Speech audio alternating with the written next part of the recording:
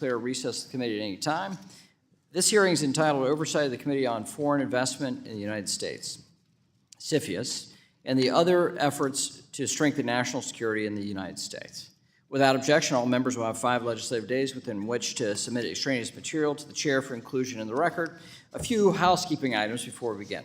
This hearing notice identified 2 panels. Now, the first witness, Assistant Secretary Rosen, will testify this morning in an unclassified setting in this hearing room. The hearing notice also identified a second witness panel that we anticipate will occur after the first series of votes to discuss the classified portions of the CFIUS report. With that, so to understand, we're going to do this in 2 different settings, 2 different rooms, 2 different panels, 1 hearing.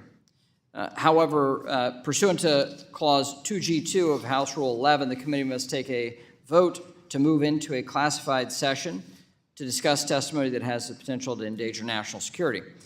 We will take that vote now in order to expedite the hearing later this afternoon.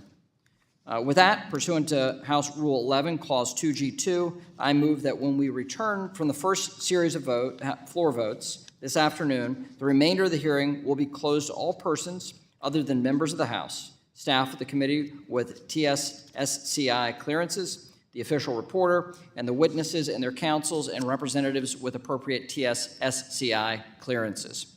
We will close this portion of the hearing because the testimony we expect to receive may include material designated as classified, the disclosure of which would endanger national security. The question is on closing the remainder of the hearing to the public. The clerk will call the roll.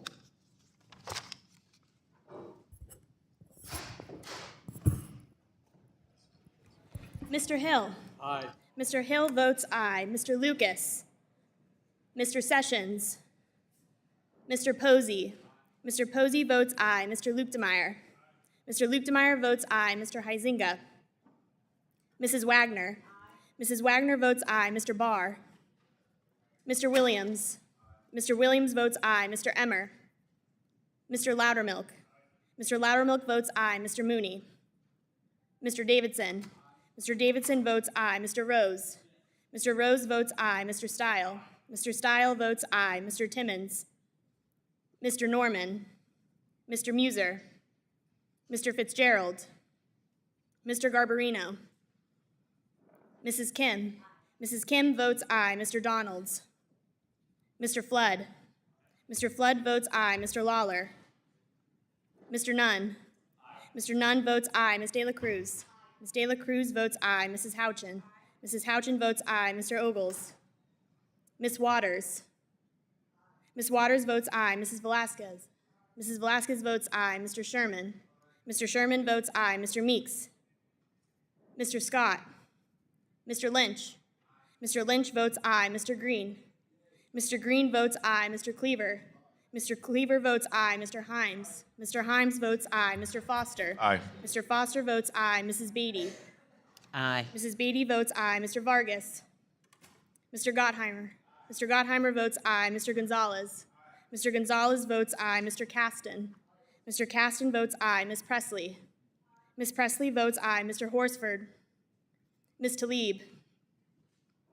Mr. Torres. Ms. Garcia. Aye. Ms. Garcia votes aye. Ms. Williams. Mr. Nickel. Ms. Pedersen. Ms. Pedersen votes aye. Mr. Chairman. Mr. Chairman votes aye.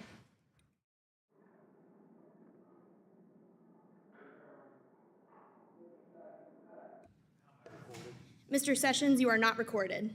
Please register me as an aye vote. Mr. Sessions is recorded as aye. Mr. Huizinga. Mr. Chairman, I'd like to be recorded as an aye. Mr. Huizinga is recorded as aye. Mr. Barr. Aye. Mr. Barr is recorded as aye. Any other member wishing to record their vote? Ogles. Aye. Mr. Ogles is recorded as aye. Any other members not recorded that wish to be recorded or wish to change their vote? If not, the clerk will report.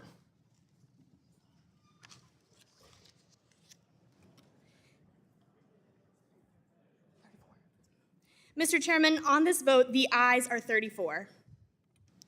Majority having voted in the affirmative, we'll move into a classified session later this afternoon after the first series of votes on the House floor. Room HVC 301 of the Capitol Visitor Center has been prepared for the closed portion of this committee's hearing. If there is no first vote series at 1:30, the chair will announce the exact timing of that closed portion at a later time in this hearing. I now recognize myself for 4 minutes to give an opening statement. Today, we'll conduct oversight of the Committee on Foreign Investment in the United States, or CFIUS, and examine efforts to strengthen our national security. Thank you, Assistant Secretary Rosen, for being here, and I look forward to your testimony. CFIUS operates under a dual mandate to address national security risks in foreign investments and maintain the United States' commitment to an open investment climate. 5 years ago, Congress enacted the most far-reaching changes to CFIUS in a generation. This legislation, the Foreign Investment Risk Review Modernization Act, or FIRMA, extended CFIUS's jurisdiction to certain non-controlling investments as well as real estate transactions near sensitive government sites. FIRMA also made operational updates so that CFIUS officials could complete investment reviews more effectively. This included creating the position that you now occupy, Mr. Rosen. These efforts were carefully tailored to legitimate national security risks. Yet, at the same time, FIRMA underscored the United States' longstanding embrace of foreign investment. In addition to reforming how we look at inbound transactions, Congress also strengthened national security through a major outbound policy, the Export Control Reform Act. This was the first long-term reauthorization of export controls in nearly 4 decades. This legislation, which passed with FIRMA, now serves as a legal basis for our export controls against adversaries like China and Russia. Like all previous CFIUS laws, FIRMA recognized that an outside investor may pose a risk to the country receiving investment. That's common sense. But now the Biden administration is proposing to use CFIUS to regulate Americans' investments into China. That's nonsense. Congress has repeatedly dismissed this idea, and for good reason. If you oppose Beijing's state-owned enterprises, you want more Western investment into China, not less. And if you're concerned about Chinese technology companies, you want more Americans in control of them, not fewer. And if you want to expand the reach of U.S. sanctions and export control laws, you want Americans in Chinese boardrooms who are required to comply with these laws, not CCP cronies and not Saudi princes. This is precisely why Xi Jinping has been attacking Western influence in Chinese companies. The Biden administration's outbound investment proposal will only help him achieve that goal more quickly. That's not in U.S. interest, that's not in global economic interest. And since it was first floated a few years ago, the premise of an outbound CFIUS has lacked the basic facts necessary to warrant such a move. If you hear of loopholes and gaps, there's not a single real-world example. In May, I sent a letter to Secretary Yellen asking for data to justify outbound restrictions. Not one of my questions was answered, and that's because there is no data to begin with. Mr. Rosen, you have an unenviable job. Now that outbound regulations have been announced through executive order, Treasury must seek to avoid a disaster in its implementation. And I think you're the right person to do this and make the best out of a really tough situation.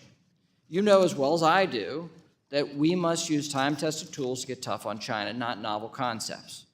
We need clear rules of the road and action based on data and facts, not political gamesmanship.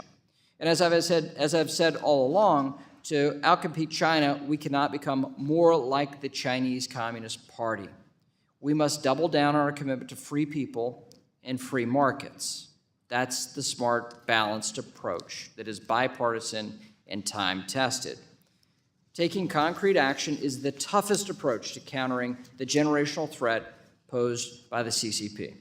I look forward to hearing from you, Mr. Rosen, today about how we can work together to achieve our shared goals. The chair now recognizes the ranking member of the full committee for 4 minutes. Thank you, Mr. Chairman. Good morning. My Democratic colleagues and I have long worked in a bipartisan way to protect our national security interests by closely monitoring foreign investments. We all agree that the Committee on Foreign Investment in the United States, or CFIUS, is a critical tool towards that end. That's why I'm disappointed that once again, extreme MAGA Republicans are trying to shut down the government. If they are successful, everyone in this country will be at greater security risk. I'm so deeply concerned about the legislation that extremist Republicans here in Congress and in states like Florida and South Dakota are jamming through to protect certain groups of people with no connection to actual security risk from purchasing land. Let me be clear.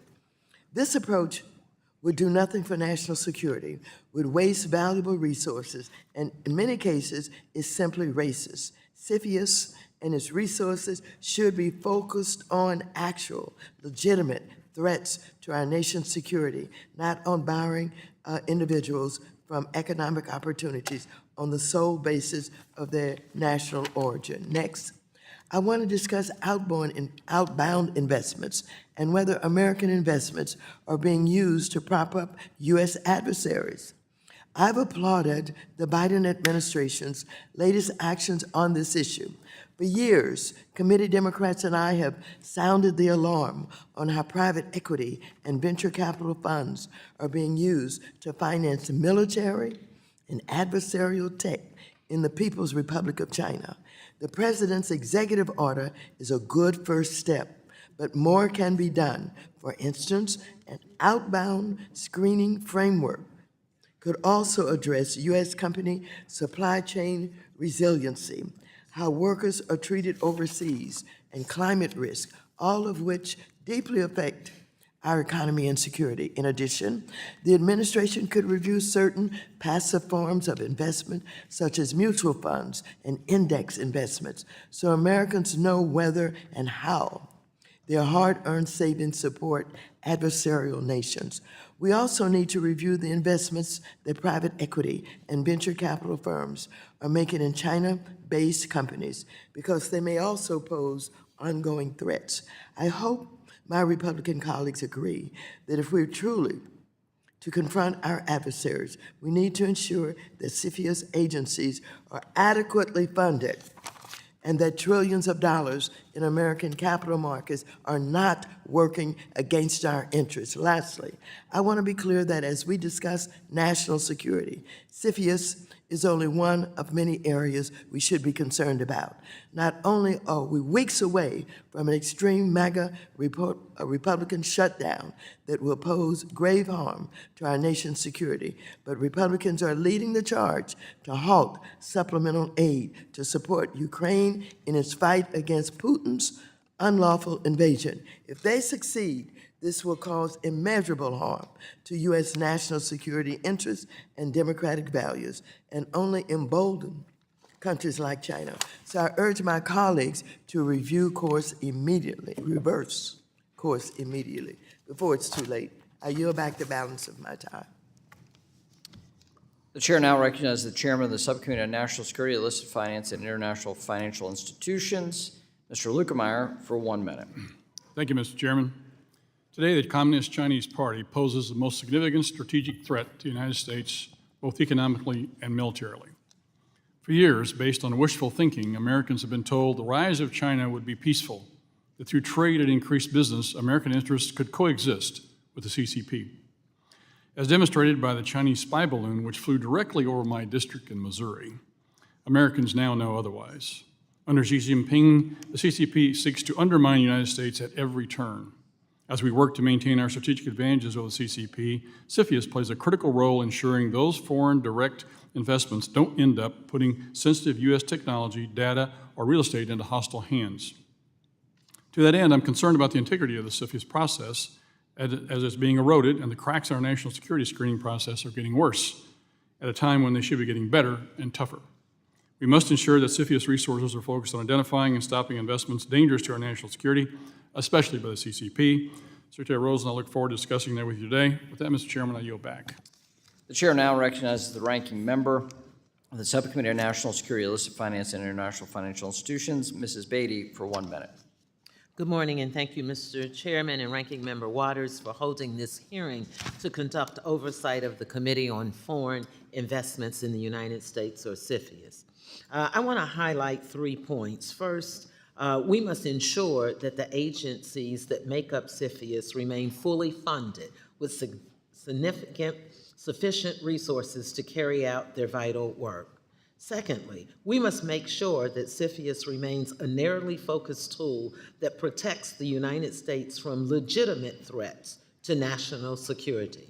And thirdly, I want to take this time to re-emphasize the points made by Ranking Member Waters about the unquestionable importance of CFIUS as a critical tool in our national security tech toolbox. I look forward to hearing from you, Assistant Secretary Rosen, about not only the work of this committee, but about protecting our national security. I yield back. So the lady yields back. Today we welcome the testimony of the Honorable Paul Rosen, Assistant Secretary of Treasury for Investment Security. Assistant Secretary Rosen, we thank you for taking time to be here. We'll recognize you for 5 minutes for an oral presentation of your testimony. And without objection, your written testimony will be made part of the record. Assistant Secretary Rosen, you're recognized for 5 minutes. Thank you, and good morning, Chairman McHenry, Ranking Member Waters, members of the committee.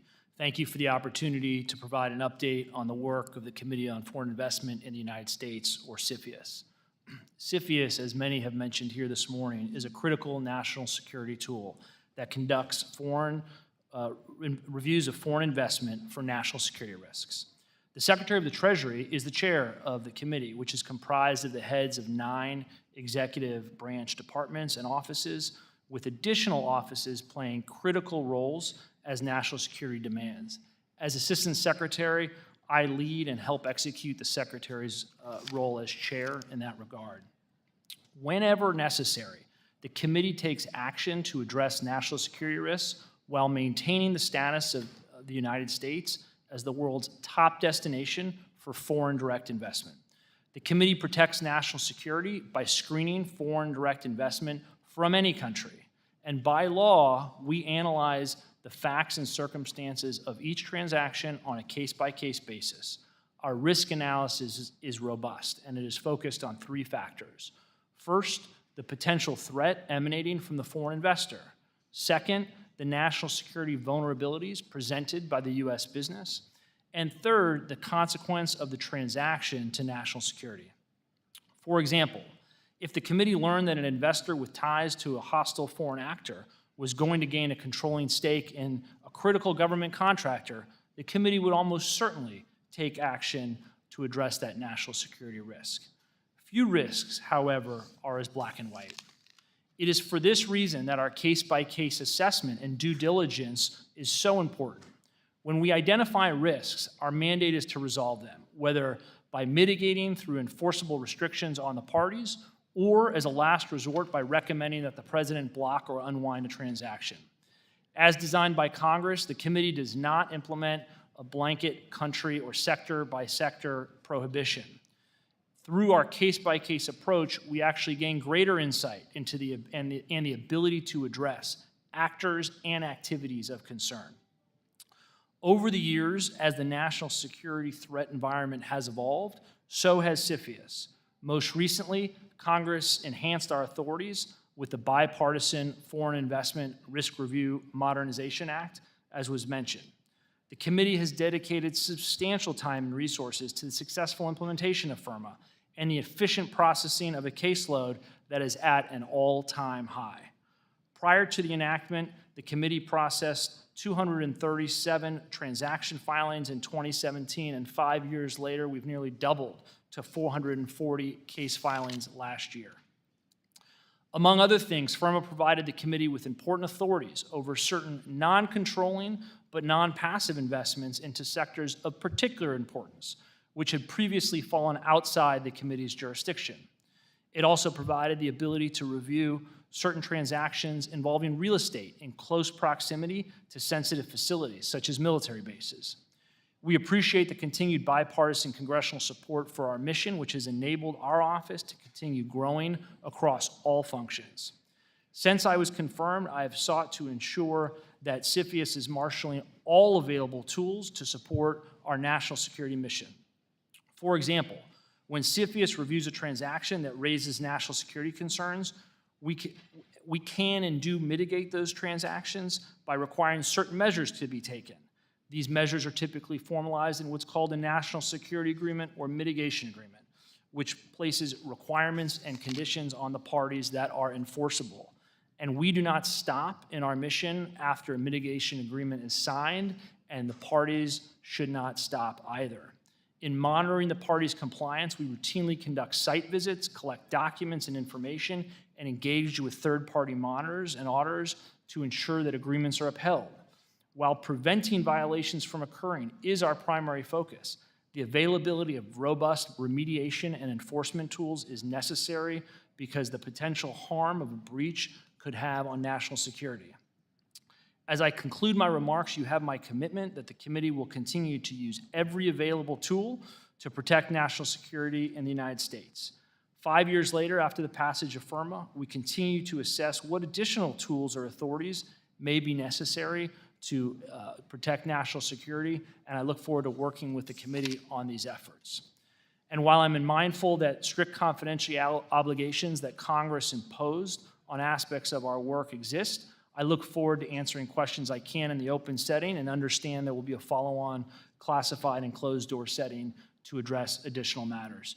Thank you again for the opportunity to appear before you today, and I look forward to your questions. Well, thank you. We'll now move to member questions. I'll now recognize myself for 5 minutes. Assistant Secretary Rosen, Treasury's Office of Foreign Asset Control, OFAC, has years of experience managing restrictions related to outbound investment and other financial transactions, right?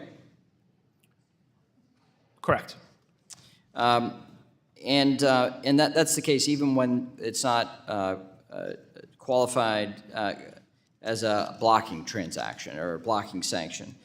So, for instance, OFAC administers outbound investments prohibitions against Chinese military companies, does that well.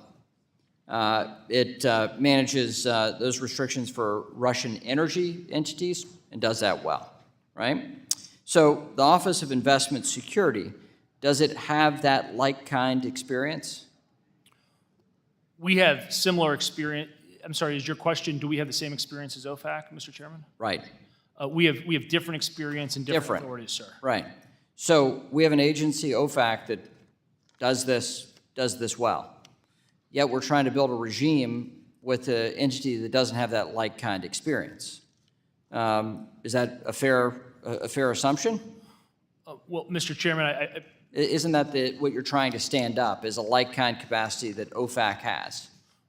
it is similar, but also has differences in many regards. One of the similarities, as you know, is standing up this executive order under IEPA, which is obviously the same authority that OFAC operates under, but the way the executive order is written is a bit different. So why not just do it through OFAC? We've done this for generations, so why not use OFAC? Well, we believe that the Office of Investment Security has important lessons learned from the CFIUS, from operating CFIUS, and in addition to, we don't, in terms of the executive order and what it requires, it sets up a notification and prohibition regime, and OFAC, while not under my jurisdiction, as you point out, is more of sort of a blocking and sectoral-based program. All right. So I think that, thank you for the answer. Mr. Rosen, what are the specific differences between artificial, let's just drill into this, because the specifics of implementation are going to matter. They're going to affect industries more broadly than just what the executive order says. So just let's get into the specifics. We have a big discussion on the Senate side about artificial intelligence. What are the specific differences between an artificial intelligence that helps a drone operator identify a military target on an image and an artificial intelligence that helps a doctor identify cancer on an MRI?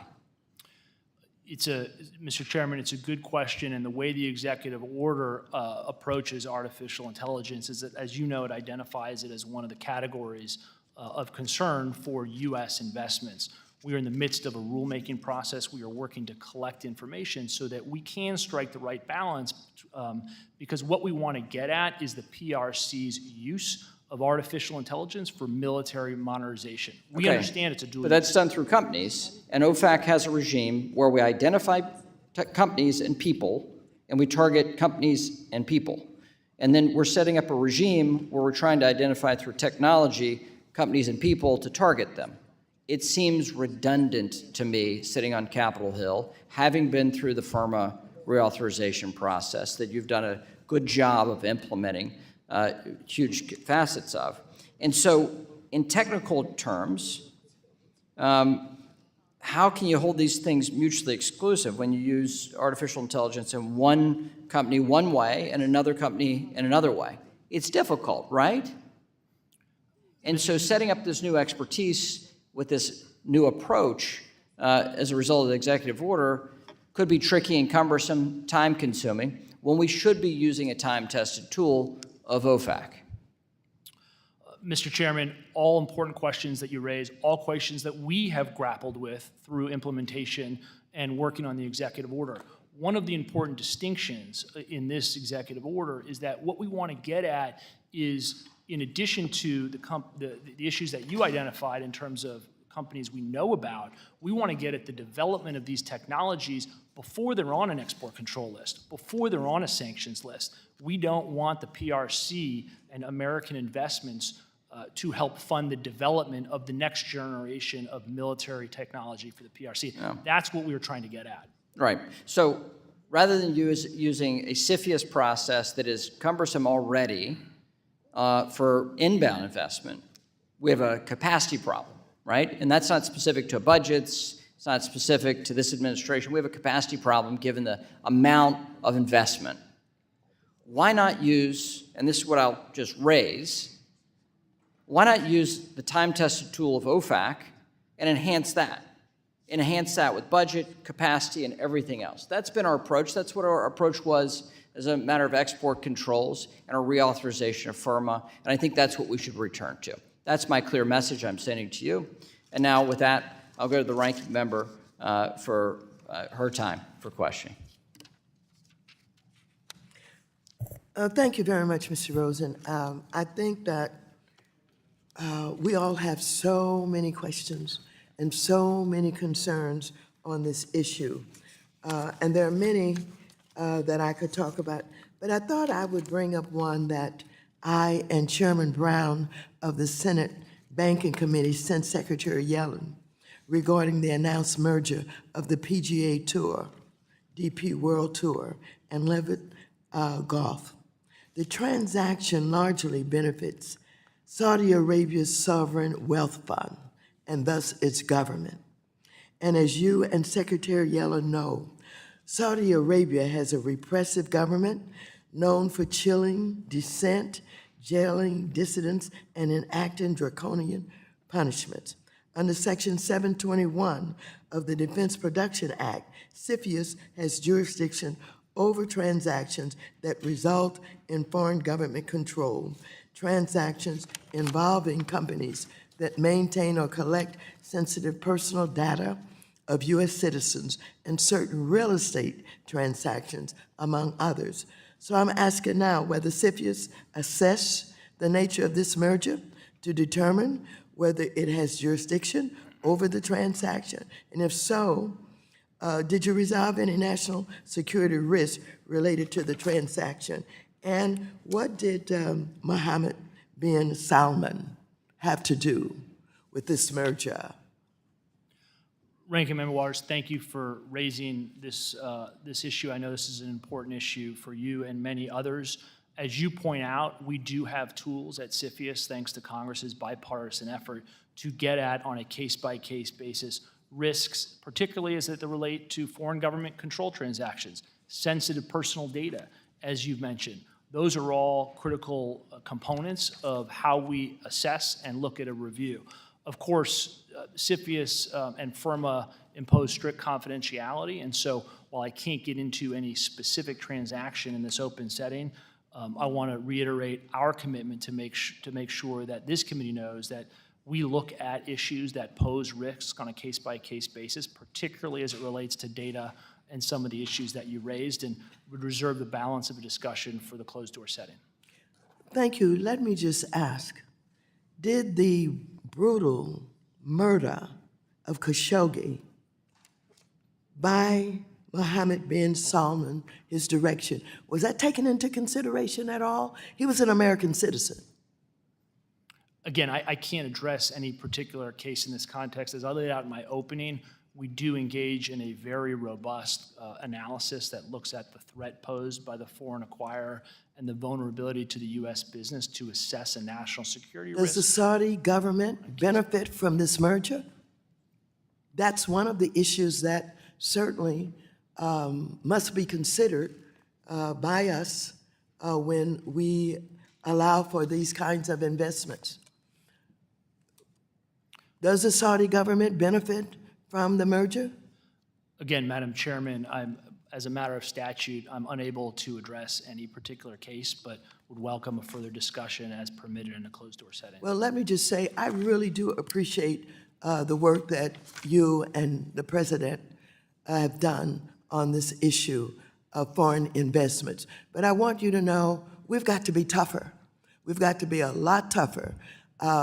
There's information that I cannot disclose in this meeting where I believe that our adversaries are continuing to have investments and purchases that I think are not in the best interest of this country. And so even though I consider what you've done very good, we've got to be tougher and we've got to be more focused because I think that our country, our democracy, et cetera, is at stake unless we really, really bear down on the investments from adversaries and others. So I thank you for being here today. But my message is get tougher. I yield back. The ranking member yields back. We'll now go to the gentleman from Texas, Mr. Sessions, for 5 minutes. Mr. Chairman, thank you very much. Ms. Rosen, welcome to the committee. We're delighted that you're here. Mr. Rosen, does CFIUS have jurisdiction and review over what I might call real estate purchases that take place in agricultural lands? Thank you, Congressman. CFIUS has three primary aspects of jurisdiction, and we do have jurisdiction over certain real estate transactions that involve agricultural land, and they occur sort of in two primary ways. One is the acquisition of a foreign person of a U.S. business that, and acquisition results in control, broadly speaking, of that U.S. business, whether that's an agricultural business or otherwise. The other way that we get at jurisdiction of this kind of activity is through the real estate jurisdiction that Infirma Congress provided to CFIUS, which provides jurisdiction for pure real estate transactions unrelated to a business in close proximity to a sensitive facility. And we work closely with our counterparts at DoD to assess what is a sensitive facility. We have recently updated our regulations to expand the list of sensitive facilities and now have some 875,000 square miles of coverage in the United States for pure real estate jurisdiction. Mr. Rosen, is that related to individuals who might have foreign, look for, because they're not a United States citizen, or is that directly related to where there is a government entity behind that transaction at some point? So on the control side that I mentioned, we look very closely at who the foreign acquirer is, who is doing the buying, what are their connections, what do we know about them from a threat perspective, working with the DNI and others. And so in that context, we look very closely on a case-by-case basis to determine what are they getting and what are they going to have access to, who are their commercial relationships with, what do we know about them, who sits on their board and the like. So we very much look at the identity of the purchaser in that context. In the real estate context, we're looking at that, but what we're also looking very closely at is the proximity question. And we work very closely with our partners to assess, is this a proximity concern? What is the threat based on that analysis that I talked about, sir? And certainly in that, the control of the money. Mr. Rosen, I have a bill that is with Congressman Ronnie Jackson, where we have proposed that the Secretary of Agriculture sit on your committee, your board, that offers this analysis. How do you receive your information for the agriculture Secretary? Thank you for raising this because USDA is one of our key partners that I talked about. While not a member, we have a process in place to ensure that we work closely with them, and it's important to unpack that a bit. We share visibility to USDA with all of the filings that we get. So we can ensure from USDA's perspective where there's a food security, where there's an agricultural related issue, where they need to play a part and an active role. And when they do, looking at all the filings, when they do say, look, this filing has ag implications, we bring them in just as if they were a full member of the committee, where they would be responsible for the risk-based analysis, as well as providing certifications at the secretary and deputy secretary level. So Thank you. According to the United States Department of Agriculture, 37.6 million acres today of U.S. agricultural land is owned by foreign investors. That's nearly 3% of all privately held land in the United States. Have you offered yourself a good review of that, and you believe that your purview takes that into account? And have you issued a report, or how would you issue a report on those 37.6 million acres that the Agriculture Department speaks of? we'd be happy to work with USDA and look at that question. We do through the... See, this is my point, Mr. Rosen. If the Secretary of Agriculture were a regular part of your interaction and they had a person who looked at that, you would be able to tell me, Congressman Sessions, we've looked at that 37.6 million acres because we've been working with and they're a part of our team. Now you're telling me you'll be glad to look at it. And this is the, I think, the concern that many of us on our side, meaning members of Congress, have about the sensitivity we have about this as opposed to looking forward.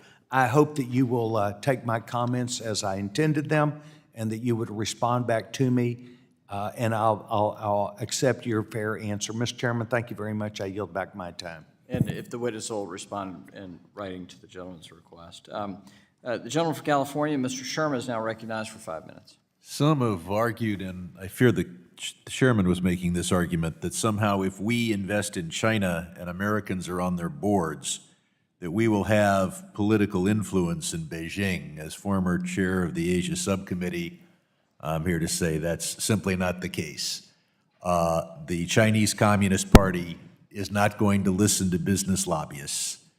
The Chinese Communist Party does not need PAC contributions in order to run in the next election. Since the beginning of this century, when we granted most favored nation status to China, we were told that if we share our economy with them gratuitously, they will share our values. That is simply not the case. The problem is that we have this enormous trade deficit with China. We have that because we do not have adequate tariffs. We have that because Walmart makes a lot of money importing from China, et cetera. And so every year we ship them $300 to $400 billion. That's close to $4 trillion every decade, and that money is sitting there. It's going to do something, and almost everything it can do is bad. But we add to that our investment policy, which is closer to the jurisdiction of this committee. Half of the foreign IPOs here on Wall Street are from China. We send our investment dollars to China. I'm looking to work with others to prohibit American index funds from investing in Chinese companies because the risks for investing in China should not be handled by paint the numbers index investing where you just automatically invest in companies. But even greater is the capital gains allowance. We provide an incentive for investors. We tax investors lower than we tax secretaries and nurses. And we do it because we want to encourage investors to build economies and create jobs by making investments in economies. And we provide that incentive to those who build the Chinese economy and provide jobs in China. So we have this undefendable incentive for investing in China. Now, Once the Chinese have this money, almost everything they can do with it, it said, well, we don't want them to buy American farmland. Well, they can buy farmland in Ethiopia and upset our Africa policy. They can buy farmland in Russia and fund Putin's war. They can buy U.S. treasuries, and numerous articles have been talking about how Chinese ownership over treasuries is a problem. They can buy our companies, they can buy influence in Europe, or they can repatriate the money and spend it on AI technology. Once we incentivize investment in China, once we roll over and run a huge trade deficit with China, they have these funds, and perhaps the most benign thing they could do is buy American farmland. When they buy American farmland from an American, that American puts the money in a U.S. bank where it's available to build the American economy, puts the money in the U.S. stock market where it's available to build the U.S. economy. And if we do have a fight with China, we can simply seize the farmland, just as they will take hostage all of our investments in China. My question regards investment in China. The argument is we want to choke off investment to strategic sectors. But money is fungible. So how much do we accomplish by saying to an American, don't invest in an AI company in China, invest in a furniture factory in China? And then the Chinese investor, who would otherwise get the best return for investing in the furniture company, invests in AI. If we fund the non-strategic part of investment in China, won't they have all the capital they need to invest in the strategic part? Thank you, Congressman, for the question and your interest on this important issue with regard to outbound investment to China. As this committee knows well, the President issued an executive order, and what underpins that executive order is the national security concern emanating from American investments that come with certain intangibles, branding, expertise, and the like. So the concern is that if you incentivize an American to want to see an AI company in China do well, that American may provide the technology and the expertise, not just the capital. That is one of the bases upon which we are concerned. Gentleman's time has expired. Now I'll go to the Vice Chair of the committee, Mr. Hill of Arkansas, for 5 minutes. I thank the Chairman, Mr. Rosen. Thank you for being here and representing the Treasury Department in front of this committee. We enjoy our engagement with your department, and in particular on something important like this. And you've seen strong bipartisan interest in the work of CFIUS, and that we're both on both sides of the aisle laser focused on making sure that it works well, is effective, and protecting our national security risks posed potentially by foreign investors. So, Mr. Rosen, your appearance today is ostensibly to talk about the Foreign Investment Risk Review Modernization Act, FIRMA, which we're glad to have you. It's been 5 years since it was enacted. It's hard to believe that 5 years has gone by.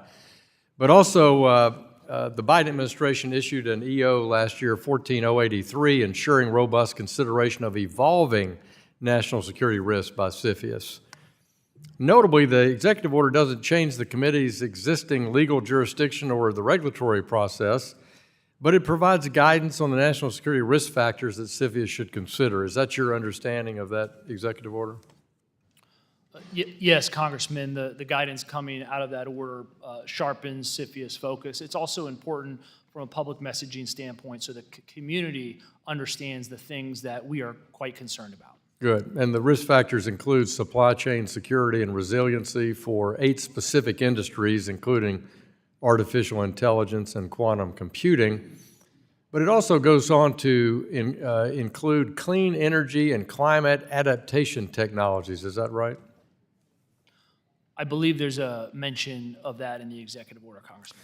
So Russia's invasion of Ukraine, I think, shows the whole world just how dangerous it could be for countries to make their energy, essential energy, dependent on a single country or a single source.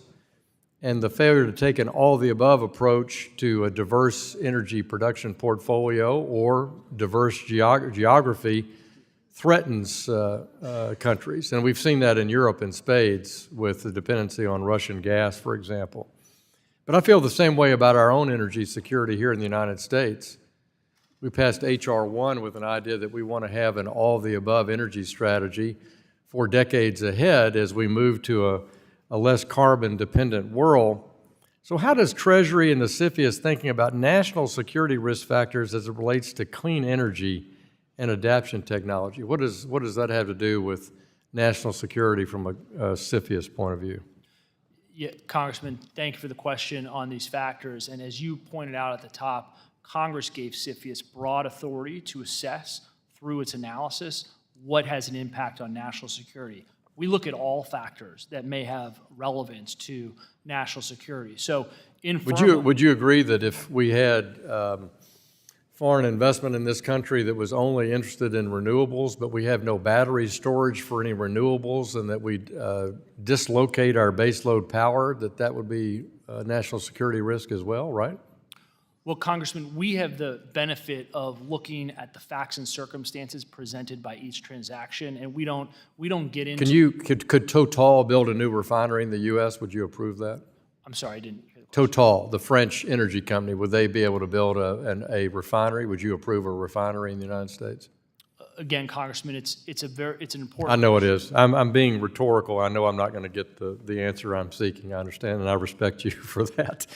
But you have to understand that Mr. McHenry and I write frequently to the Office of International Affairs at Treasury about making sure that an all-of-the-above energy policy is critical to the U.S. for our own domestic needs, but also for projecting America's influence around the world. For example, the EBRD does not finance nuclear. That's not smart. And they're very reluctant to finance the Romanians or the Bulgarians' efforts to develop natural gas in their own Black Sea. I think that's short-sighted, and I think that's short-sighted at the World Bank and at the other international lending organizations. So do you agree that energy security is national security? Certainly energy security can be national security, but again, we focus on the facts of a specific transaction. Understand. CFIUS also considers foreign investments if they might expose personal data. I know that's in the executive order as well. Can you tell us how you're protecting health and biological data in your work? We are focusing on this very closely. The PRC has a demonstrated intent and capability to get access to troves of American personal data for espionage and other purposes. And so anytime a situation comes up in a case that presents potential exposure and other tools are not available to deal with it, CFIUS looks very closely at that. And the Thank you very much. I yield back, Mr. Chairman. Gentleman's time has expired. With that, we go to the gentleman from Massachusetts, Mr. Lynch. He's recognized for 5 minutes. Thank you, Mr. Chairman, and thank you, Secretary, for your willingness to testify before the committee and help us with our work. This past August, Executive Order 14105 was also released. This executive order directs the Treasury to draft regulations that require disclosure of or prohibit certain outbound foreign investments into mainland China, to Hong Kong, or to Macau. Some argue that the scope of this executive order is too narrow.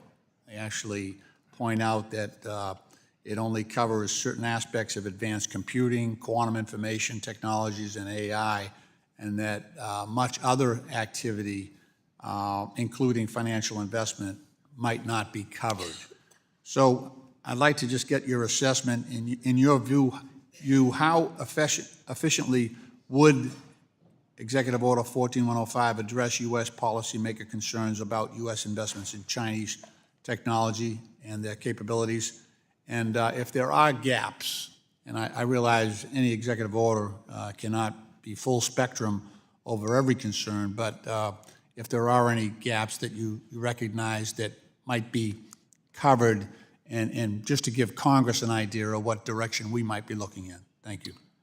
Thank you, Congressman, and thank you for raising the important issue of outbound investment. As you point out, this is the President's executive order, and really what underpins the executive order is a concern that is squarely rooted in national security, that the PRC in this case can use not just American investment dollars, but the know-how, expertise, and branding that comes with those dollars to help make their surveillance capabilities, their military applications, and intelligence more successful more quickly in a way that directly threatens American national security. So we share concerns about supply chain resilience and supply dependence on China, but the purpose of this executive order is to focus on a narrow set of national security objectives with the clear mandate by the president to revisit on an annual basis to assess, to your point, what gaps may exist, how can we improve it. And I think also the benefit of the notification scheme is also to collect more information and more data, as one of the issues that the chairman pointed out. And so that's what underpins this executive order. And I know we're going to revisit this over and over again, but any advice in terms of direction where you think Congress should be looking next? Well, we think that the right policy balance was struck in this executive order. We think that we're going to learn more over time. We think these three sectors are critical to the modernization of the PRC's military and intelligence state apparatus. And so that's why we started with that focus. But of course, as we learn more, we would look forward to working with this committee to enhance the order and any follow-on legislation. Thank you. Congress also passed the Foreign Investment Risk Review Modernization Act, as you mentioned earlier in your testimony, which was intended to strengthen and modernize CFIUS and enhance its ability to address concerns involving non-passive, non-controlling investments in technology, critical infrastructure, and personal data business and real estate transactions in close proximity to military installations are part of maritime ports or airports. What is Treasury's approach to protecting U.S. critical technologies in ways that promote U.S. competitiveness? You've got this balance here, but how do we balance those needs for security, but also we're trying to promote U.S. competitiveness in those areas when we have these outstanding concerns about China's investment in U.S. and U.S. industrial policies related to tactics that acquire sensitive U.S. capabilities? Thank you for that, Congressman. You raise a very important issue because I think the wisdom of FIRMA and what this Congress did in its enactment is make clear that we need to look at transactions on a case-by-case basis, and we need to act as a scalpel as opposed to a sledgehammer to make sure that we are doing what we can to attract all sorts of investment and addressing the particular and acute national security risks that arise, and then either mitigating those risks or if they're unmitigable, referring to the president for a block. And so I think the way Congress set up FIRMA gives us the ability to be tactical in that regard. Thank you very much, Mr. Secretary. Mr. Chairman, I yield back. Gentleman yields back. With that, we'll go to the gentleman from Florida, Mr. Posey. He's recognized for 5 minutes.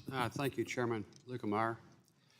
Mr. Rosen, why did the Biden administration file an amicus brief saying that the current Florida law prohibiting anyone domiciled in China from purchasing agricultural land in Florida is discriminatory? I'm sorry, Congressman, I have a little hard time hearing you. Could you repeat the question, please? Why did the Biden administration file an amicus brief saying that the current Florida law prohibiting anyone domiciled in China from purchasing agricultural land in the state is discriminatory?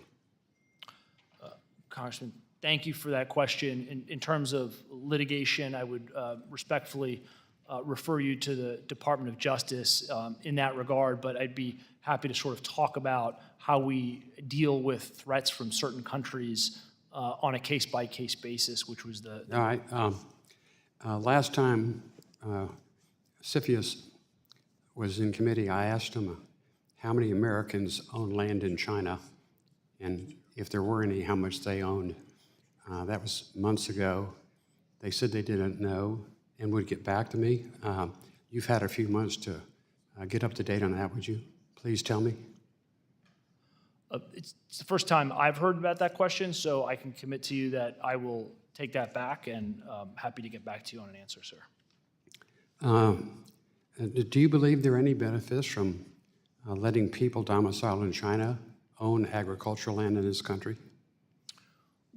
Well, Congressman, it's an important issue, and I know one that this Congress is looking closely at. Again, the wisdom of FIRMA and my mandate as Congress has prescribed, is to look at the particular facts and circumstances of a transaction. And I can tell you that what we know about the conduct of our adversaries, including the PRC, we take a very close look at in connection with any. But can you give me one benefit to China buying up land in our country?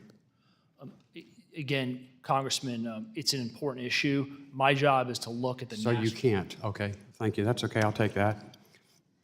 What is the justification? Well, we'll skip that. On September 21st, 2022, the Senate, in a 96-0 vote, approved an amendment declaring that China is not a developing country and should not be treated as such by the international community, yet China continues to get loans from the World Bank and Asian Development Bank in spite of carrying on a questionable program of foreign investments in other countries. Do you know if the administration will support Senator Brasso's bill to help end such loans to China? Congressman, when we look at a threat as the analysis requires, we look very closely at the intent and capability of our adversaries. In the case of the PRC, what we see is very concerning, but we look at that on a case-by-case basis. So when we look... Okay. Will the administration work with Congress so that members can get summary reports of foreign ownership by country for sectors of the economy based on their survey completed on June 30th without violating any confidentiality? I'm sorry, you cut out, sir. I didn't hear the full question. Okay, will the administration work with Congress so that members can get summary reports of foreign ownership by country for sectors of the economy based on the survey completed on June 30th? We happy to work with this committee on questions or follow-up that you have. We put together an annual report that answers questions that Congress has asked. If there's more data or information that we can be helpful with, we'd be happy to follow up with you on that. Okay. Thank you, Mr. Chairman. I yield back. Gentleman yields back. With that, we go to the gentleman from Texas. Mr. Green is recognized for 5 minutes. Thank you, Mr. Chairman. Thank the ranking member as well. And of course, I thank the witness for appearing today. Is it fair, sir, to conclude from your testimony that you believe CFIUS has sufficient authority to address national security concerns posed by foreign persons and foreign entities investing in the United States? I think you've spoken well. I think you've been very clear. Is it fair to conclude that you believe that you have sufficient authority?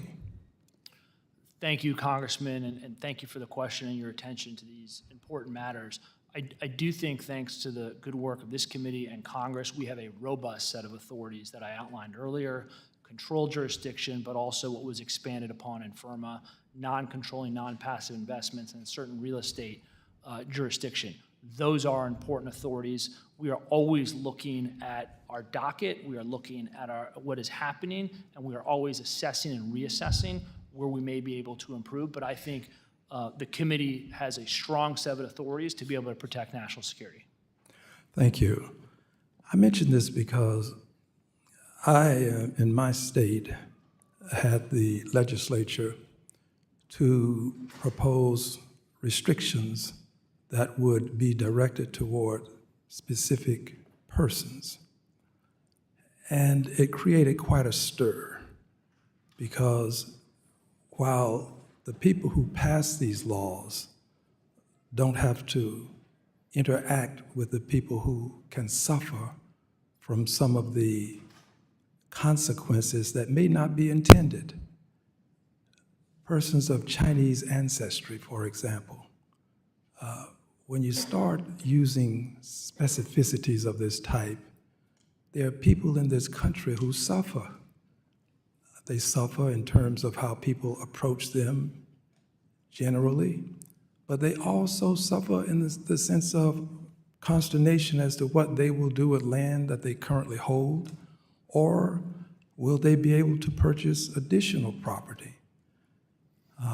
I think that allowing 50 states to enact laws regulating land purchases by foreign-born persons puts our entire country at risk of retaliation because of actions taken by a single state legislature.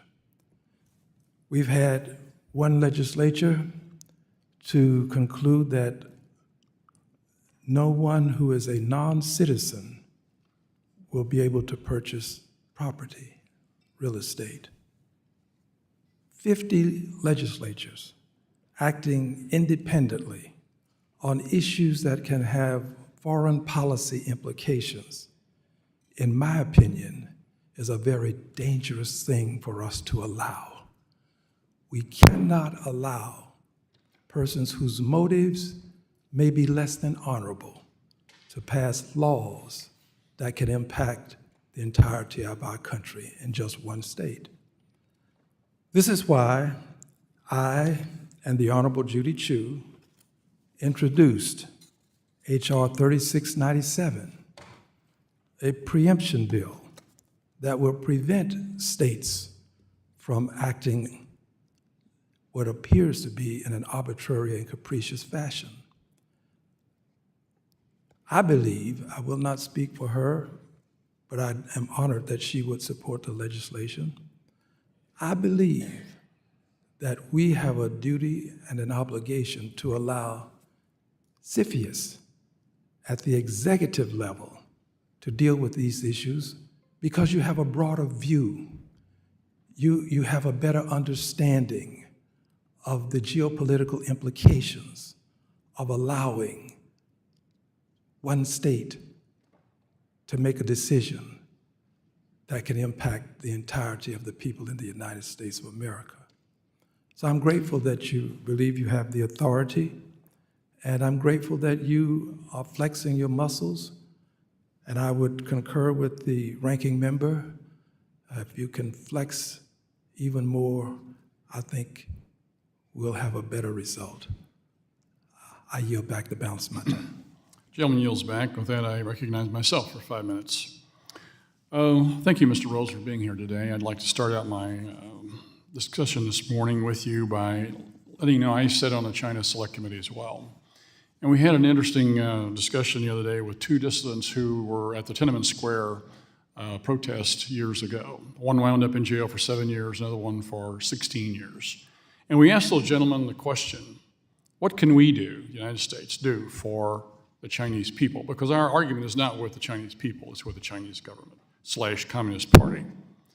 And 5 words is what we got back. Quit helping the Chinese government. You could have heard a pin drop. That's what our mission should be. Stop helping the Chinese government.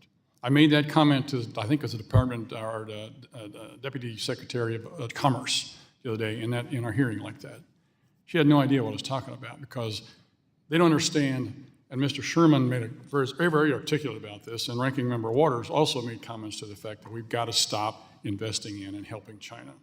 To that end, let me begin my discussion this morning, Mr. Rosen, with the comment that was made in August 23. The Wall Street Journal published a troubling article exposing the internal divisions and flaws in the CFIUS review process that ultimately gave the Chinese Communist Party access to sensitive technology that Defense Secretary Austin warned could fuel cutting-edge weapon systems. And with that, I ask unanimous consent to submit a copy of that article to the record and without objection. Specifically, the article covered DuPont's sale of a sustainable materials business to a Chinese company which CFIUS approved despite intense opposition from the DoD and the intelligence community due to national security concerns. So my question, Mr. Rosen, is why were DoD's and the intelligence agencies' warnings essentially ignored? Are the Treasury and Commerce Departments better equipped to assess national security risks than DoD? Congressman, thank you for that question and raising the issue of compliance as a general matter with our national security agreements. When I came into this job, I made monitoring and compliance one of my top priorities, monitoring national security agreements. And that's because that the agreements that we set in place are only as good as those that can be complied with. And so that's why, for the first time ever, within about 100 days, we issued our first ever penalty and enforcement guidelines to make clear to the public, but also to establish. Was the penalty on this particular entity? Because that's my next question. Yeah, as I've talked about earlier, I can't get into any particular matter by statute in this open setting. This is already in the Wall Street Journal article here. I mean, this is common knowledge at this point. And I understand that you reached an agreement with the Chinese purchaser to set up a separate entity in which the information would be held, and everybody thought this would all work. And in less than a month, the Chinese had the information. It had slipped through the cracks and off they went. And so the question then is, did anybody at CFIUS get fired over this? Because where's the accountability? Where is the ability for the CFIUS to hold people accountable for these sorts of things? You made a deal and you just said this. Is somebody going to be held accountable for this deal here? Congressman, again, thank you for raising the important issue of compliance and monitoring. What I would say is Congress prescribed a very specific and robust analysis to assess national security consequences to transactions.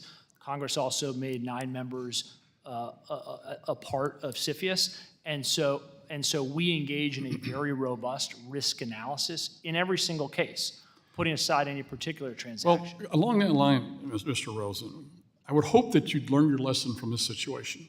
Number one, don't trust anything the Chinese government is involved in or may be even touching. But you mentioned a while ago in your testimony that there's 3 separate threats that you look at, and one of them is the potential threat emanating from the foreign investor.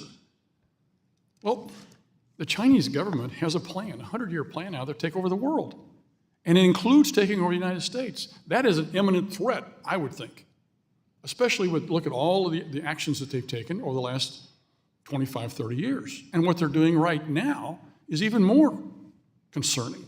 And yet we don't look at that as an imminent threat and say, no, no, no, no, no. To me, if I was in your shoes, if it had the word China in any sort of proposal, it'd be an automatic no. Absolutely positively do we not want to help China in any way whatsoever. Imagine, for an instance, if instead of the word China that you were talking about, it was Nazi Germany. Would you be approving it then? I think not. Why would we be helping our enemy? That's the question. And remember what those folks said. Quit helping the Chinese government. With that, I yield back. With that, we go to the gentleman from Missouri, Mr. Cleaver. He's recognized for 5 minutes. Thank you, Mr. Chairman. Thank the ranking member for this hearing, particularly because all around the country, at least certainly I can speak for my congressional district, although I think it's of significance all around the country. And it has been, I think, crystal clear for some time now that foreign actors are using social media to sow discord and even present divisive information, trying to get us fighting with one another. And it's reaching us a large swath of America. And my concern is that there are many people in our country, me included, that would consider this to be a significant threat to our national security. And so I'm wondering, would foreign investment in U.S. telecommunications, such as Twitter or Facebook or X or YZ, whatever they call it, this new alphabet deal, would that trigger a CFIUS review? Congressman, thank you for the question and this important topic and raising it. As I mentioned earlier, there are sort of various aspects that we can get jurisdiction. One is, irrespective of the U.S. business that's being invested in, if there's a controlling investment by a foreign person, that would give CFIUS, into a U.S. business, that would give CFIUS jurisdiction. The second way, as it relates to your hypothetical, is in the authorities that Congress granted us in FIRMA in 2018, expanding our jurisdiction to encompass certain non-controlling investments into critical infrastructure, critical technology, or companies that would have certain amounts of sensitive personal data. And so, again, it would depend on the facts and circumstances of the transaction, but Congress was very clear in expanding our jurisdiction to direct us to look at those kinds of investments that would give us jurisdiction. I'm not sure a lot of research has been done, but I did stumble across something from Oxford University, which reported through research that there are over 70 countries in the world right now that are engaged in manipulating social media. And almost any meeting I go to, there are going to be there are parents there talking about social media in another realm. But it is becoming at least clear to me, and I think everyone, probably even you, that this is something that deserves our strong attention. And so I'm wondering if international companies have made and are continuing to make significant investments in the U.S. healthcare sector, and I don't think we need to become an isolate in the world, but I mean they create jobs, and research leads to significant discoveries that can prolong life in the country and so forth. I'm not against that, but I am concerned about the social, the security issues. What happens with these acquisitions of U.S. healthcare companies? Does that fall under the scope of being a potential national security concern? Well, Congressman, first of all, the issue around healthcare companies can raise a whole host of issues. One that comes to mind is sensitive personal data and access to Americans' sensitive personal data. We know certain adversaries are trying to exploit that data for their own purposes against the interests of the United States. And so it would depend on the facts and circumstances of the particular transaction, but certainly investments into healthcare companies when we have jurisdiction would be something that we would look at to assess whether a national security risk. But can you look at it without, I mean, when they're, I yield back. Gentleman's time has expired. With that, we go to the gentleman from Michigan. Mr. Izinga is recognized for 5 minutes. Thank you, Mr. Chairman, and I want to appreciate Mr. Rosen for being here today. In 2013, China's largest automaker at that time was given U.S. government approval to buy a company, Michigan-based company called A123. That was a battery company back then. And are you familiar at all with that case or that name? Not sitting here today, Congressman, no. No? Okay. I would encourage you to take a look at that. In fact, I was pulled into a classified briefing on that and a CFIUS review of that. Well, earlier this year in a hearing before the House Committee on Foreign Affairs, which I also serve on, I had the opportunity to revisit that A123 deal with Undersecretary of Commerce Alan Estevez. In response to my questions, the Secretary noted that the A123 approval was, and I'm going to quote him, quote, probably not the best decision that CFIUS made, close quote.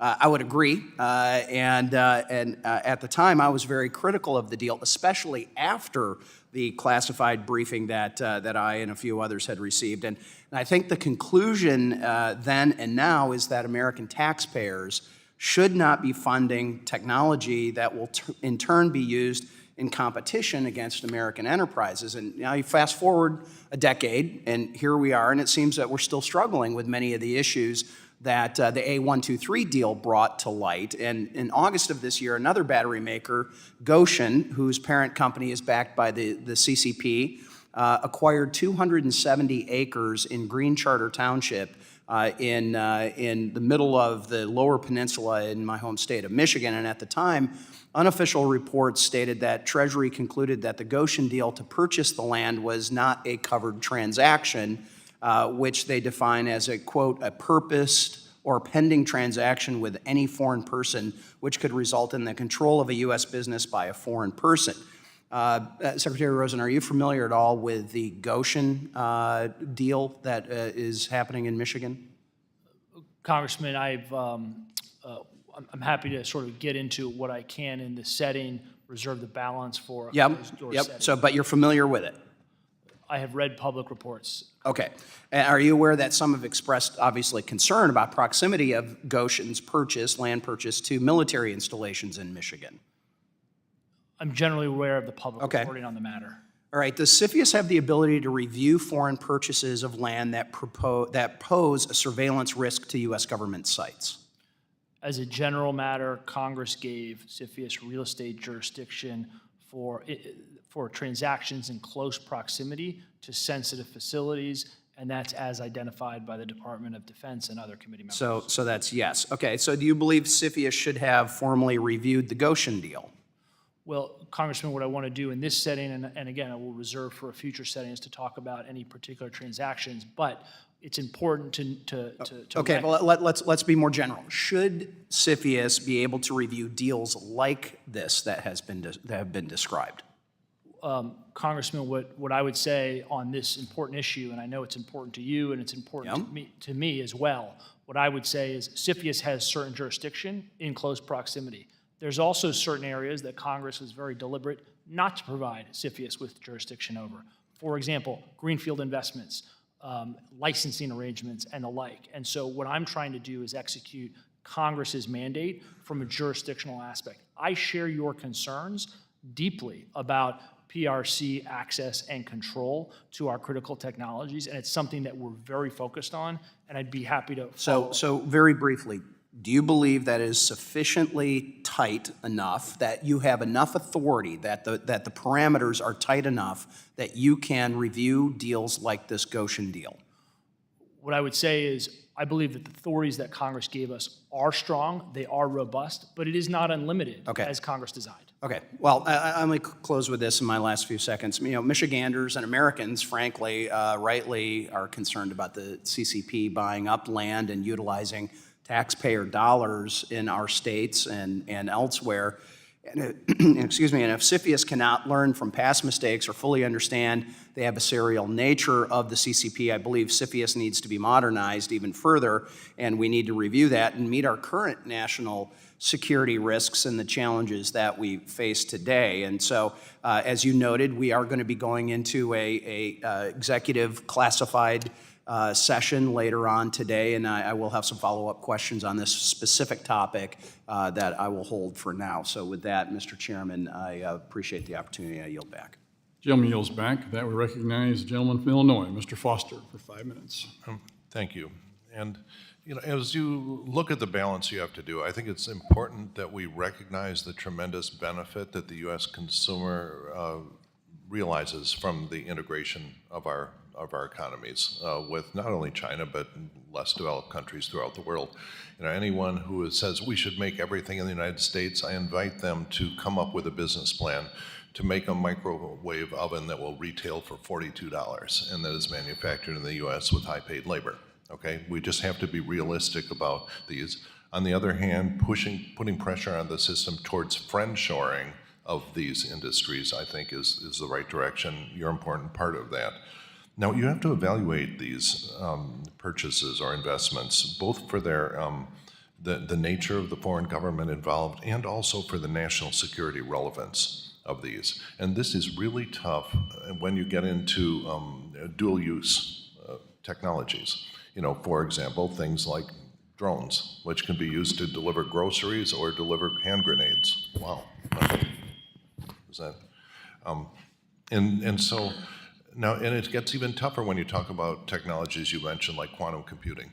Now, how do you actually get the expertise you need to understand whether a given quantum computing investment is, you know, just sort of an abstract theoretical thing versus something that actually might be of near-term use? And do you have trouble getting the expertise you need? Yeah, Congressman, it's an excellent question and topic, and it's one that, as Congress set up, CFIUS is well suited to address, because with our 9 permanent members, in addition to access to other executive branch and agencies, we have access to subject matter experts across the agencies to help us understand, is a product dual use? Does the business even know it's dual use? but maybe somebody at DoD has identified a dual use. And so we leverage across the federal government the subject matter experts to make those determinations. And it's critical in our analysis to understand what those uses are, and also to understand, as you point out, the balance. What are the commercial benefits of the technology? How are those used? And that goes into both our risk-based assessment about what the risk is, but also what the right outcome in the matter is. Yeah, and just what was previously mentioned about Goshen, for example, they just announced a $2 billion battery factory that they're going to be making as an investment in Illinois. And this, it's my understanding, will be pretty much a copy of technology that they already use, and there won't be I don't believe, a big national security downside of this. There are also, we have to acknowledge the huge benefits that we get when we get foreign investment from any location. You know, when any individual or company comes in and buys farmland anywhere in the United States, as Representative Sherman mentioned, you know, the American that sells that land gets to put that money in the bank or into other investments that will grow the U.S. economy.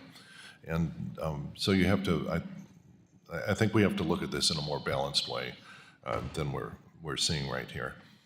Do you get, now back to the issue of getting the technical expertise, because in issues like the attempts that the previous administration made in trying to shut down certain kinds of scientific collaboration, you know, they frankly sort of covered themselves in shame by not having the technical expertise that was necessary to understand what was truly a national security risk and something which someone without the expertise thought it sounded bad.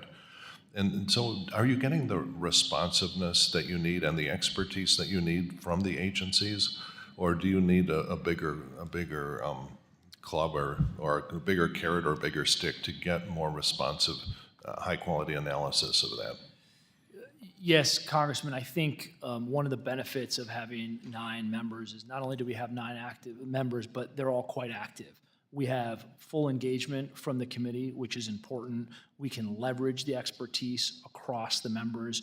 We can get experts, for example, at the Office of Science and Technology Policy, or at the Department of Defense, or at the Department of Commerce. And so we are able to dig into these issues, which provides us very important facts and analysis for us to come up with that determination, which very much relies on that.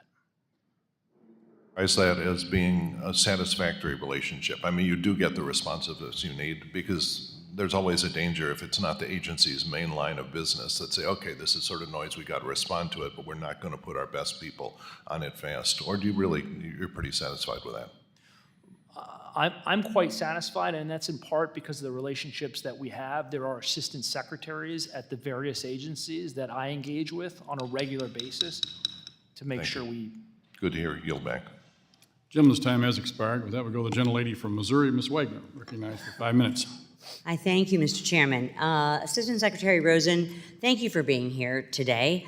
Congress enacted the Foreign Investment Risk Review Modernization Act, or FIRMA, and the Export Control Reform Act, ECRA, in 2018, which I supported to ensure that our export and investment control regimes were fit for the challenge of safeguarding against predatory Chinese investment and business practices. These laws reflect the most comprehensive updates to CFIUS and the first, I think, long-term reauthorization of U.S. export controls in decades. Congress crafted these reforms to improve CFIUS's ability to, I'd say, connect the dots when investigating and mitigating the serious national security risks posed by countries like China. Mr. Rosen, how would you describe China's strategy when it comes to its investments in the United States, and how have the 2018 reforms helped CFIUS better approach transactions involving China and other strategic competitors? Congressman, thank you for that question very much. What we see is what the intelligence community sees. It's what the FBI has talked about. We see a PRC with a demonstrated intent and capability to use any and all means, legal and illegal, seen and unseen, to gather U.S. critical technology and anything else that it deems in its national interest. Any and all, legal and illegal. These are strong words. Since these laws were implemented, sir, have you seen Chinese companies restructuring their transactions in an attempt to prevent CFIUS from using its new authorities under FIRMA and DECRA? Well, I want to be careful and reserve part of the threat discussion for the classified session, but what I would say is that we are working very hard to stay on offense. That means understanding what our adversaries are doing, how they are doing it, how they are trying to evade our jurisdiction, and how we can stay ahead of it. And that is a good portion of how I spend my day and trying to think creatively, which this committee and Congress plays a critical role in terms of coming back and regularly reassessing our authorities, regularly reassessing where we can be stronger. Do you think are CFIUS's current authorities sufficient to catch and address attempts to skirt its review? I think our authorities are well calibrated to address the threat that Congress has identified and that we are working to address and assess. That said, we're constantly looking to assess whether we can enhance our authorities through regulations under the umbrella of FIRMA, or even whether we need statutory changes. Well, you need to keep us informed regarding this because this is extremely important to our national security and our future. Assistant Secretary Rosen, according to the CFIUS annual report, there were 8 covered transactions involving China and critical technologies in 2022, though it is unclear whether this includes refilings. Has CFIUS approved any investment giving China access to critical technologies? Well, what I would say, Congressman, is that CFIUS will never approve a transaction unless it resolves any and all national security risks that it identifies. Critical technology and the PRC being very high on our list. Good. Again, Assistant Secretary Rosen, when assessing national security risks, CFIUS seeks to know who the ultimate owner or parent company might be. Does it prove more challenging to determine these facts when a Chinese investor is involved? It can be. Ultimate beneficial ownership, a very important topic, as you point out, is critical to our work. We have ways to get at that information. We have access to databases, public and private. We also have a system set up that the parties are very incentivized to provide us any and all of the information that we need, and we have the ability to test that as well. Is it as challenging when a Russian investor is involved, sir? Well, anytime you have a foreign investor with a demonstrated intent and capability to get at access of critical technology in any and all ways, we want to be very careful, we want to be very circumspect, and we are. Lastly, if a foreign investor connected to adversaries like Russia, China, or Iran seeks control of the U.S. business in the agriculture sector, do your current authorities allow you to review these deals for national security risks? The short answer is yes. When a foreign person seeks to get control of a U.S. business, that triggers CFIUS jurisdiction. Thank you. I yield back. Gentlelady yields back. With that, we go to the gentlelady from Ohio. Ms. Beatty is recognized for 5 minutes. Thank you, Mr. Chairman, and to our ranking member, and thank you, Mr. Rosen. We've kind of taken you all over the issues here on this issue, so I want to try to get in 2 questions, one on the outreach to the business community. Can you tell me more about that? Because I'm always concerned about whether we're doing sufficient outreach to the business community to ensure education, awareness, compliance, and federal regulations and the process. So to what extent have firms indicated confusions over CFIUS procedures and determinations? And what kind of outreach to the business community has Treasury and your partner agencies done? Congresswoman, thank you for that question. And we spent a lot of time talking about risk, but this is also a very important component to what Congress has set up and required us to do. These regulations, these laws, they're cumbersome, they're confusing, but intentionally so to make sure that we act as a scalpel to address the risk. And so we spend a lot of time engaging with the business community, engaging with our international partners, educating on not just sort of the nuances of the regulatory framework, but also on the risk factors that are important. And that's why the president's executive order from last year was one of the reasons why it was important.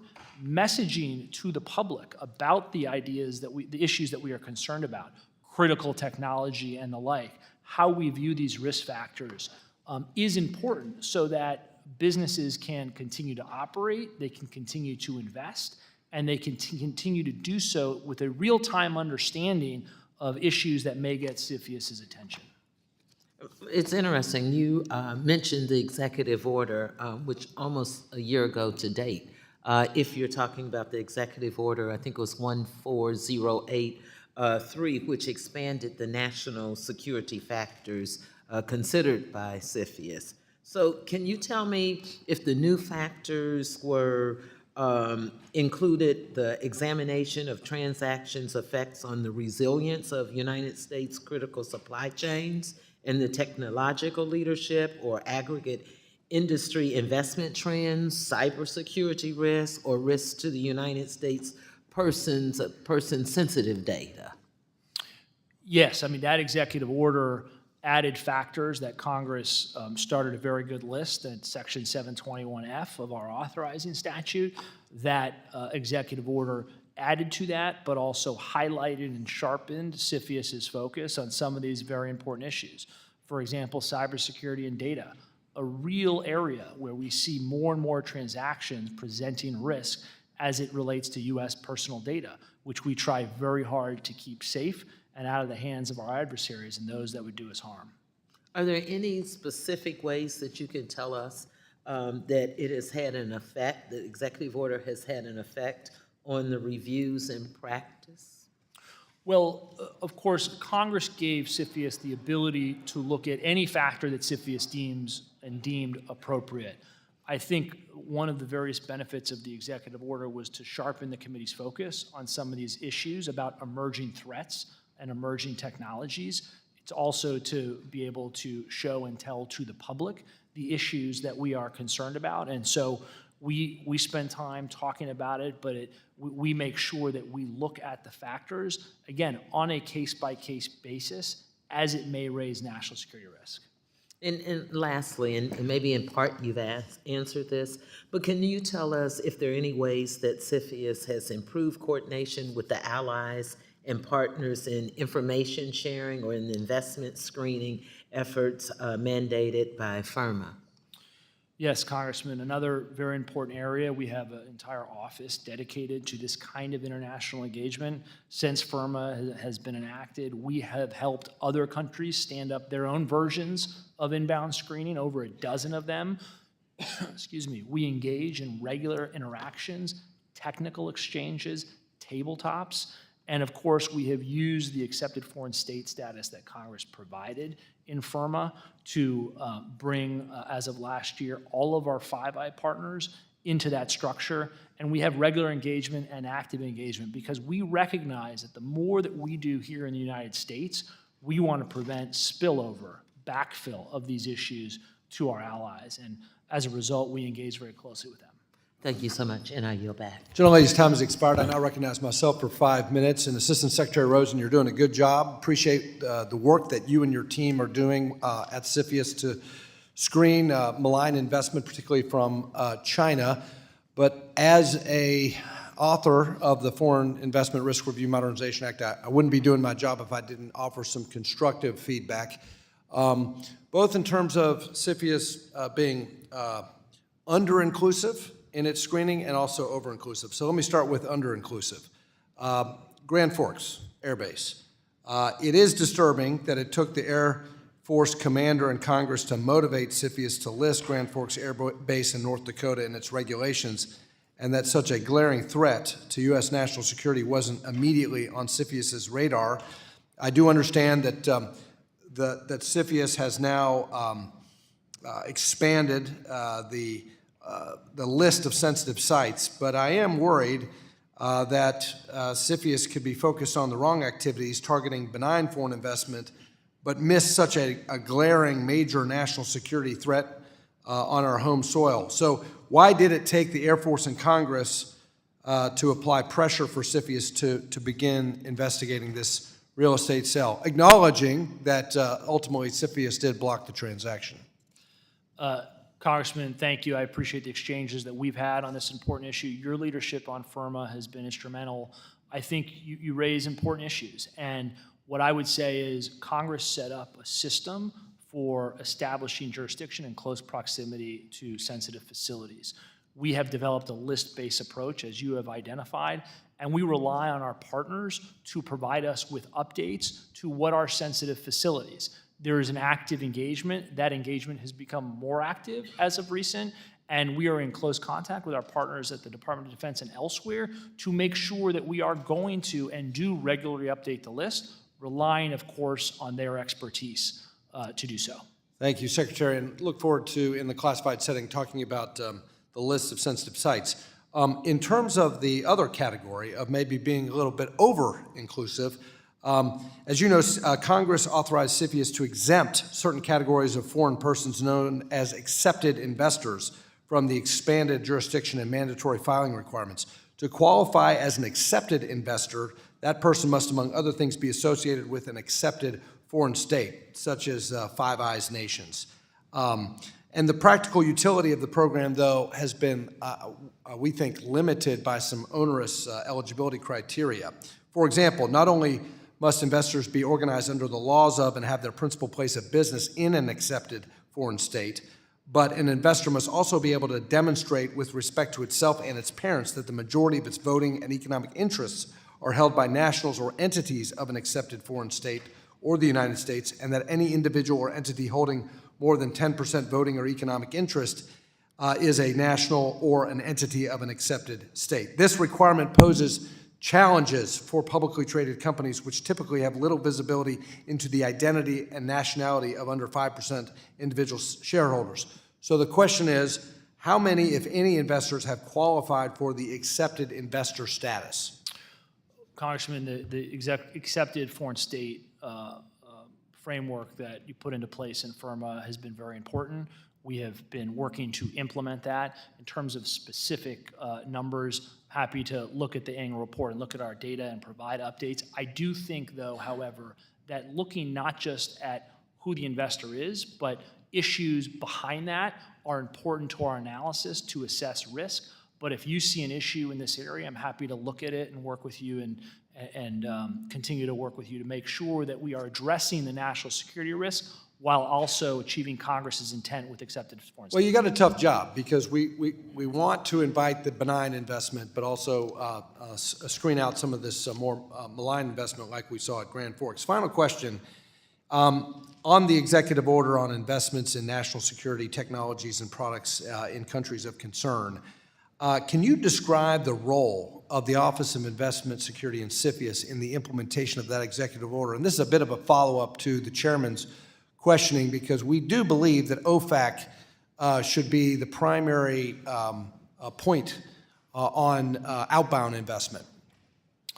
Yes, Congressman, thank you. So the way that I lead the Office of Investment Security, the primary function of which is CFIUS, and leading that effort, it is envisioned that the implementation of this executive order will reside outside of CFIUS, but within the Office of Investment Security, working closely with our partners in OFAC, given the IEPA authorities. But that's the answer to your structural question. My time has expired. What we need is clarity for investors. Green light, red light, not a bureaucratic black hole.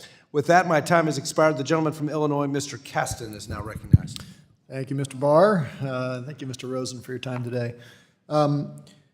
There was a report in January of this year that CFIUS was reviewing Binance's proposed $1 billion acquisition of Voyager. Binance has since withdrawn that proposal, but the reporting said that CFIUS was reviewing on the basis of national security concerns. Are you able in this format to give us any color on why you were reviewing and what concerns you had with that transaction?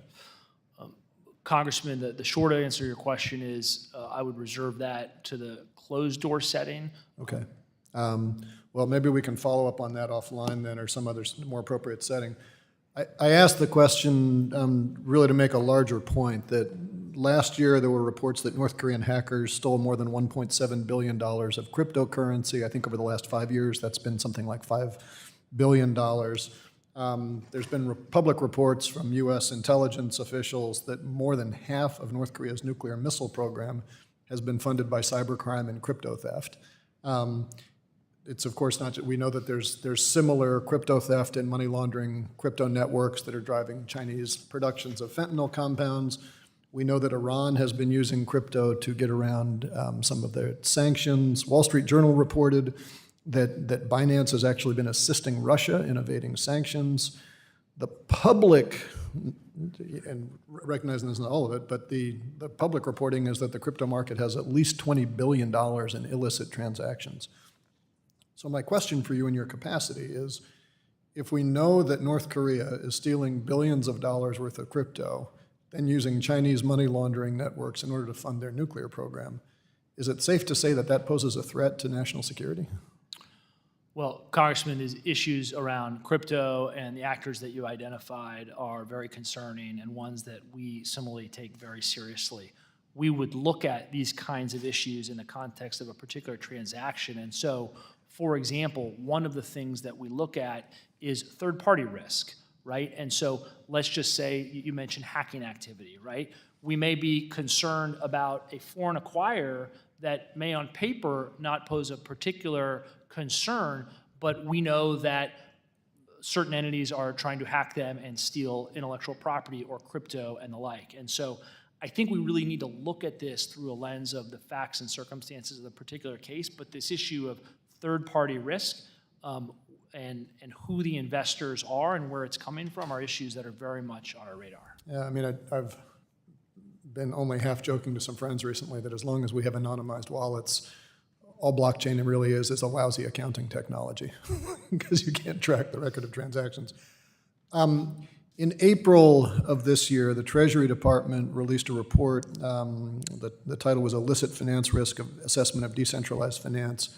And they specifically flagged that there are loopholes within the Bank Secrecy Act that need to be closed to the extent that they allow these distributed finance, blockchain crypto companies to fall outside of the scope of the BSA's definition of financial institutions to facilitate money laundering and other things we'd like to protect against. So I guess what I'm curious is, do you agree that we need to strengthen the Bank Secrecy Act and fix those loopholes so that we can prevent our adversaries from laundering money, evading sanctions, and potentially funding terrorism?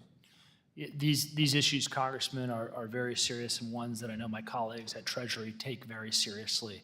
The BSA, of course, as you know, is administered by FinCEN, which is outside of my direct domain. I know these are issues that they're concerned about and they're focused on. I'd be happy to talk to them about following up with you. Okay. Well, I want to make sure that you all and all the agencies have the tools to address it.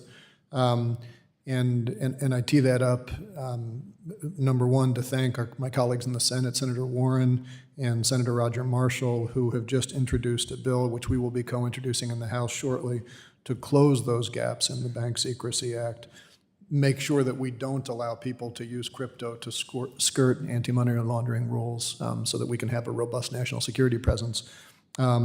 Would welcome any support or guidance you have on that, and I would invite all of my colleagues on this committee to join me in that effort to see if we can make this bipartisan and bicameral and close that barn door that we know is open.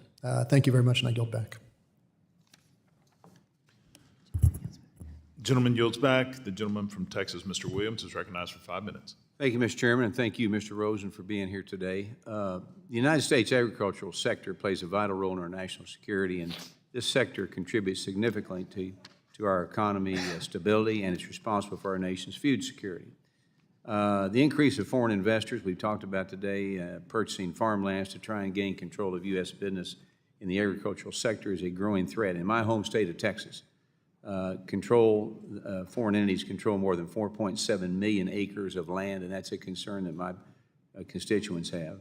And should any hostile nation want to cause permanent harm to our food supply chains, this avenue provides them with the means to achieve it. CFIUS has jurisdiction over real estate purchases, we've talked about that, and leases near military bases and sensitive government sites. Any acquisition of land in the U.S., particularly near military installations, must be handled with caution and genuine oversight. So question, could you elaborate on the current process CFIUS uses to review these deals, and how does your committee determine if a foreign purchase of agricultural land is a national security risk? Thank you, Congressman, and this is a vital issue. Issues, as you point out, like food security in our supply chain, agricultural security and the like, are very important issues that we take very seriously. And so, and let me unpack that. There's a couple of ways that we get a jurisdiction in these challenges. One is through our control jurisdiction. Any foreign person acquiring control, broadly speaking, not defined as 51%, for example, of a U.S. business, an agricultural business, for example, would provide us with jurisdiction to review the matter. As you point out, our added real estate jurisdiction that Congress provided us would also give us jurisdiction to review pure real estate transactions within close proximity, sometimes up to 100 miles of an Air Force base. And we've got 875,000 square miles of coverage in that regard. And what we would do when we do have jurisdiction is look to our partners at the U.S. Department of Agriculture to provide us insights and expertise and help us assess the transaction in terms of assessing who's doing the buying, what is the threat from that individual or entity, what are they buying in agricultural business, farmland, et cetera, and what is the specific impact to national security? That's the analysis that Congress requires us to go through. And we would look very closely to our partners across the committee, including at USDA, to help assess that, and we've done just that. That's good. Harder the better. There's no question that China is a hostile nation towards the United States, and that their goal is to weaken our country in any way possible. And the interference and aggression coming from the Chinese Communist Party poses a significant threat to U.S. financial systems. Now, our lack of information on China's economy and the CCP's continued abuse of the system in place is jeopardizing our national economic security. There is a huge and a large cloud of uncertainty surrounding the Chinese financial sector, their investments, and industry practices. So this Congress, I championed the legislation to address these threats by requiring an analysis on the risks presented by the Chinese financial sector, along with a report providing recommendations on strengthening internal cooperation to monitor and mitigate these risks. So we must hold China accountable for their abuse of the financial sector. I think we all agree to that. So the question would be, has CFIUS ever had to recommend the prohibition or mitigation of a real estate purchase or lease by a Chinese investor? Congressman, it's a good question, and I would want to look at some statistics, but I'm quite confident that various instances of a control transaction or a real estate transaction, we've had experience in terms of mitigating. Did you say? I'm not sure if you said mitigate or refer. Either or. Yes, I'm quite certain, although I'd want to confirm. You might look at that and get back with us on that, okay? In the time I have remaining, real quick, can you highlight the kinds of mitigation measures CFIUS would consider for a semiconductor deal involving the Chinese? Well, PRC investment into a U.S. semiconductor company, while I don't have the facts in front of me, would raise a lot of questions and analysis in CFIUS likely. The kinds of things that we would look at from the threat perspective is who's doing the buying. You obviously said it's a PRC entity, so we would look at the intent and capability of the actor. It would be very concerning. I yield my time back. Thank you. Gentleman's time has expired. Now recognize the gentlewoman from Massachusetts, Ms. Presley, for 5 minutes. Thank you, Mr. Rosen, for joining us for this hearing. The Committee on Foreign Investment in the United States certainly plays an important role for our national security by sounding the alarm on foreign control of critical technologies and industries. I want to build upon and follow up on Ranking Member Waters' question line regarding the committee's view on a country with many human rights abuses that seems to have evaded significant scrutiny, and that's Saudi Arabia. Saudi Arabia has a sovereign wealth fund called the Public Investment Fund, which has more than $35 billion in American companies like Amazon, Walmart, Rideshare, and the food delivery company Uber Technologies, as well as the major ticketing platform Live Nation Entertainment. Now, recently, the Saudi-backed Live Golf announced a merger with PGA. Mr. Rosen, I certainly do appreciate that much of the work is classified, but what can you share about the Committee on Foreign Investment's posture towards Saudi Arabia? These investments and reviewing the potential national security risks that are associated with them. Thank you, Congresswoman, for the question and your focus on this issue. As a general matter, I'd like to respond with a couple of points. One is that CFIUS was enacted not to be country-specific, but to look at the specific transaction in terms of who is doing the purchasing and what we know about them. But Congress, in addition, in its wisdom, singled out foreign government-controlled investments to pay special attention to and to create additional requirements when it is a foreign government entity or foreign government-controlled entity doing the buying. And we look very closely at those transactions when we have jurisdiction. And then the other point that I would make, which is really essential in our analysis, which Congress requires, is what is being purchased? What are we worried about? Are we worried about U.S. person-sensitive personal data, for example? Are we worried about the transfer of technology, like critical technology? Are we worried about access to critical infrastructure or a sensitive facility? And so these are the kinds of factors that we look at in any analysis, but I think it's important to highlight the foreign government control piece of this as well. Right, I appreciate that. Asked the question just because I, did think that the jurisdiction was clear and was there, and really just seeking transparency. Just none of us want to be caught flat-footed here, so I appreciate your question there. But I do just want to double down on the fact that Saudi Arabia is an oppressive regime. And in fact, just a few weeks ago, human rights watchdogs reported that Saudi Arabia killed hundreds of Ethiopian migrants and asylum seekers who tried to cross the Yemen-Saudi border between March 2022 and June 2023. Additionally, a report by the U.S. intelligence community concluded that the Crown Prince, who oversees these investments, approved of the operation to murder Washington Post journalist Jamal Khashoggi. In light of these human rights abuses, Saudi investments in U.S. companies, especially those in critical or sensitive industries, clearly warrant greater scrutiny. For example, building upon the question line of Congressman Cleaver, Saudis hold significant stake in Twitter, or whatever Elon Musk is calling it now, and Twitter is within your jurisdiction to review as a global social media giant that has sensitive personal data on Americans and is a major communication platform for government officials, including the president and your agency and the Department of Treasury. Do you agree? I would agree that we have jurisdiction to review foreign investment, controlling investment into a U.S. business, Congressman. Very good. So bearing that in mind, then, has the Committee on Foreign Investment reviewed any investments by Saudi Arabian companies and nationals into Twitter specifically?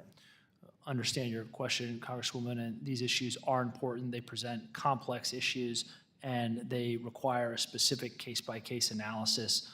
Of course, FIRMA put in place strict confidentiality requirements, and so whatever we can get into in a classified and closed setting, I would respectfully defer to that. Fair enough. In the end, Saudi Arabia should not be able to sanitize its image by sports washing, nor should it be able to gain sensitive data by investing in American companies. We need a review of these investments, and I hope the Committee on Foreign Investment will scrutinize the Saudi Arabian government like the human rights abuser that it is. Thank you. I yield. Gentlewoman yields. I now recognize myself for 5 minutes for purpose of asking questions. Mr. Rosen, thank you for being here today in your long career in national security. It's a very important topic. Understanding some of the sensitive nature, any questions that I ask that the answer may not be suitable for a public setting, I understand. Please just let me know and we can address these later today. I first want to ask you about the CFIUS June 2023 report on committee activities in the prior year. That would be the activities of 2022. As you know, Section 7C of FINSA requires an annual report on foreign direct investments in the United States by entities from foreign countries that comply with any boycott of the State of Israel. In 2022, the committee identified 16 transactions involving investors that comply with a boycott of Israel, including one transaction involving investors from Iran.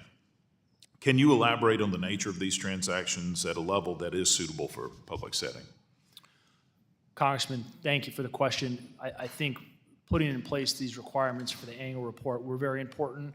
We take a lot of time, we look at a lot of data, and it's important for us, and we appreciate that. Specifically, I'm not prepared to address that here, but would be happy to follow up. Okay, we'll address that later this afternoon. At a high level, is there any idea that, and maybe we need to do all of this in the setting, but did any of these, maybe at a very high level, did any of these raise significant national security concerns? Well, what I can tell you is that whether they were in connection with these transactions or other transactions, we would take a very robust review of, again, the purchaser, the threat in connection with that purchaser, and what is being acquired, what is the U.S. business. And so we would very much scrutinize any such transaction looking at those issues that Congress has prescribed. And again, happy to follow up in a closed door. Thank you.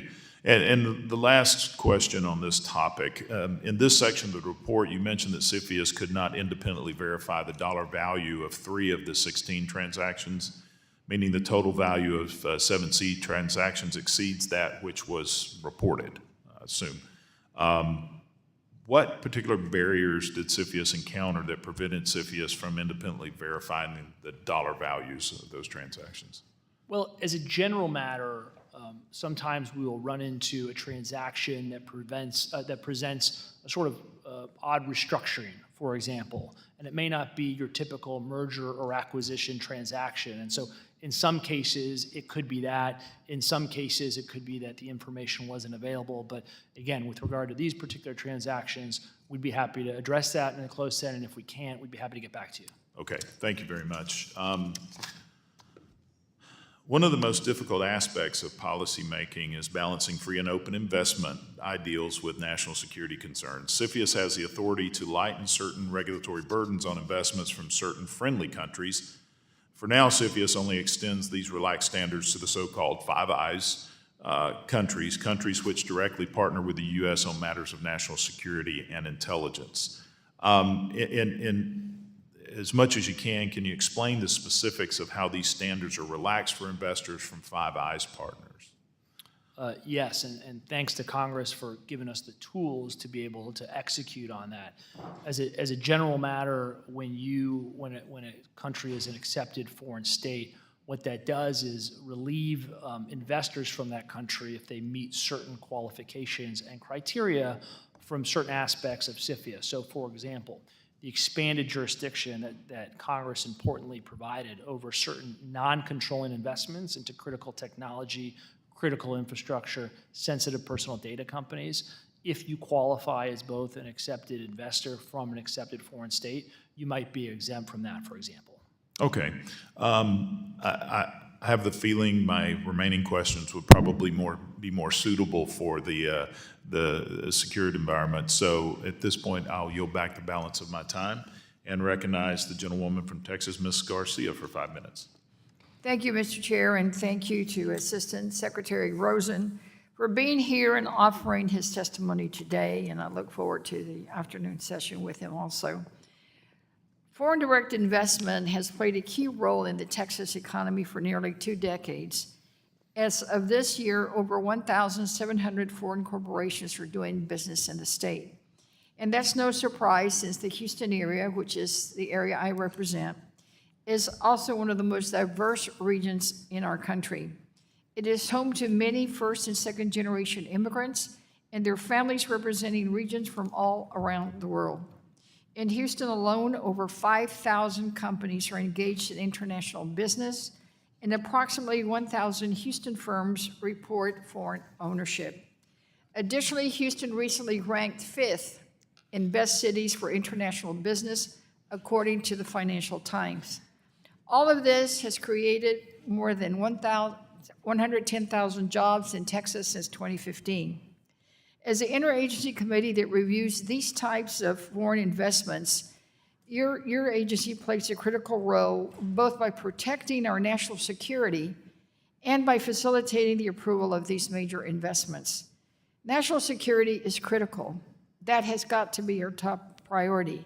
The challenge for CFIUS is ensuring its effective exercises in oversight of bad actors without discouraging foreign investment that creates these jobs and boosts our economy as it does in Texas. So my first question really is much of the concern of others with regard to real estate transactions. The Port of Houston and the Houston Ship Channel in Texas is home to multiple strategic seaports. Houston is also home to a large hub airport, a world-renowned medical center, and as I noted earlier, a area of much investment. So certain real estate transactions by foreign entities in proximity to ports are also reviewable by your organization.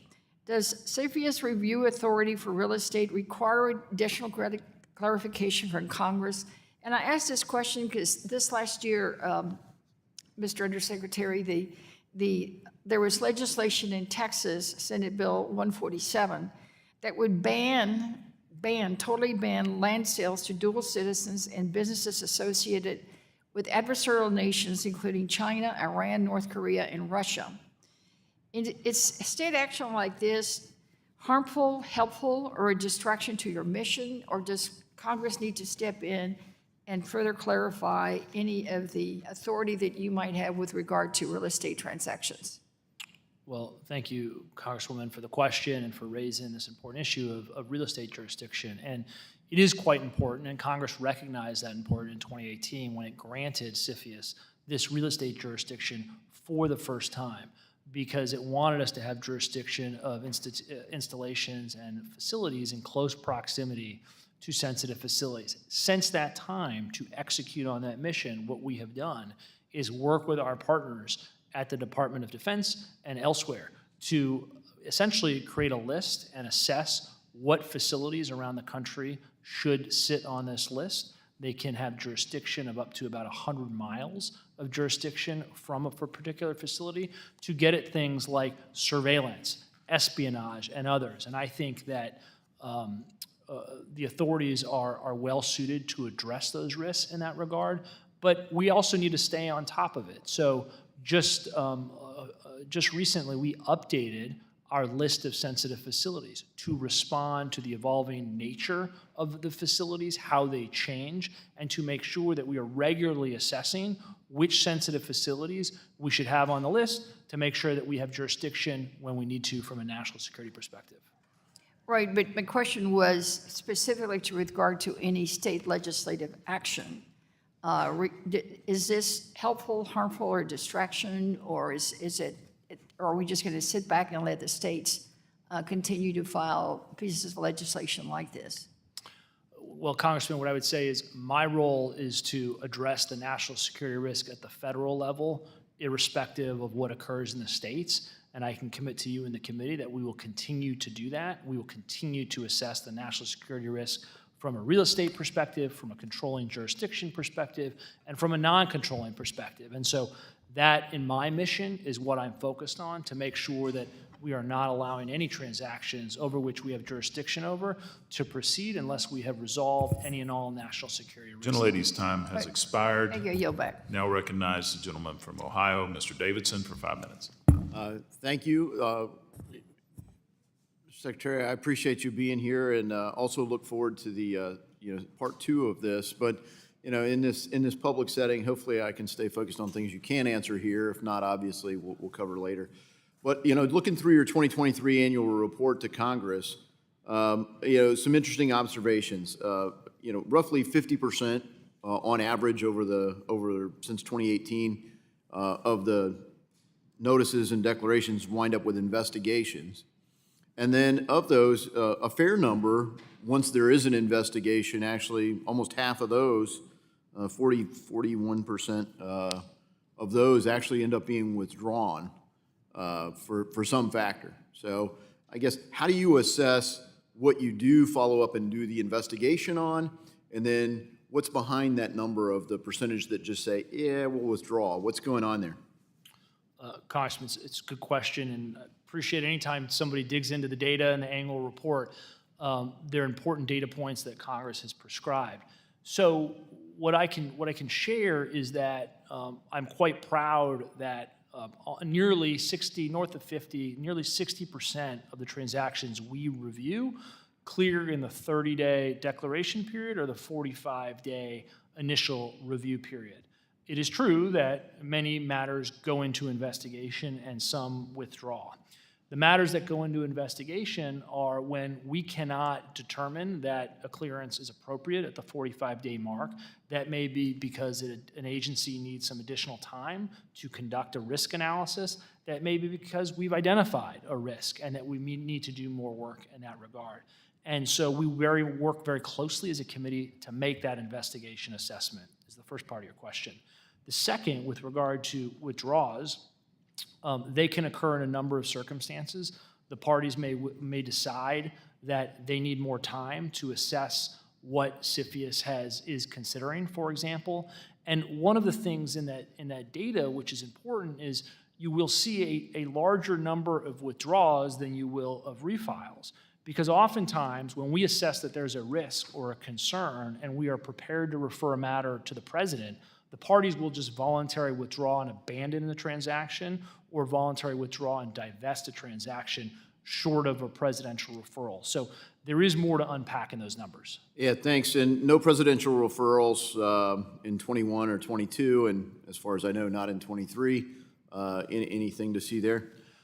Only to reiterate my last point, which is that does not mean that CFIUS has assessed that a transaction cannot proceed or needs to be unwound from a national security perspective, because rather than face a public presidential order of divestment, many times the parties will voluntarily withdraw to go away. Okay, thanks for that clarification. One of the things that complements this was, beneficial ownership reporting. And, frankly, that focuses on, companies that really have 20 employees or fewer. Some concern that there's shell companies there. Ultimately, everyone has to report at least once, but the companies that a lot of the scrutiny's on with a handful of employees. What's the status of the rulemaking for that? When will this take effect? Because talking to my constituents, whether they're big businesses or small businesses, or frankly even CPA firms, they don't really know much about this. Congressman, the issue of ultimate beneficial ownership is critical to CFIUS's work. I know it's critical to our partners at other regulatory agencies, including FinCEN, which is working on this rule, of course, within Treasury. Beneficial ownership is a very important part of what we do. We need to assess who the ultimate owner is of the foreign acquirer, and so that we can fully and adequately address any potential risk. And we have means to do that. On your specific question about the rule and the timing, that's not something that's within my domain, but I'm happy to talk to my colleagues at FinCEN and see if we can get back to you. And so you're doing it now, even in the absence of this new reporting requirement, I guess, is part of the point that I wanted to make. And many of the members of the committee, certainly me, we felt there was a smarter, better way to do it than the ultimate way that became law. And we'd certainly be open to modifying it, because, frankly, I think you have some of the smallest, least sophisticated businesses that will ultimately be subject to jail time and massive fines. Not that they will be targeted, but they could be. And I think the last thing I'd just like to bring up is sensitive real estate. I think we'll probably go deeper in there, but could you talk a little bit about, it's not like China comes and says, hey, I'm from China, I want to buy this sensitive property. How do you begin those review processes? So the gentleman's time has expired. If you could respond in writing for the record. Yeah, I think in depth will probably be in part 2, but thank you. My time has expired and I yield. Gentleman yields. The gentlewoman from Michigan, Ms. Tlaib, is recognized for 5 minutes. Thank you so much. Assistant Secretary, thank you for being with us this afternoon, I think now. We all know, and I think in your testimony you talked about the expanded criteria, factors that have been now taken into consideration since 2022 with the President's action. And one of the things that kind of stood out for me is that from 2017 to now, was it like double or triple the number of case law? Is that correct? Can you talk nearly double. So in 2017, We had a number of transactions. I can get you the exact number in the 200s or so. And just last year in 2022, we had 440 filings, the most ever, in part due to our expanded jurisdiction. Well, Assistant Secretary, well, how would you because you don't have the capacity. You don't have to, I mean, I don't know if you would have the capacity if you have the same number of folks on your team or working in this area.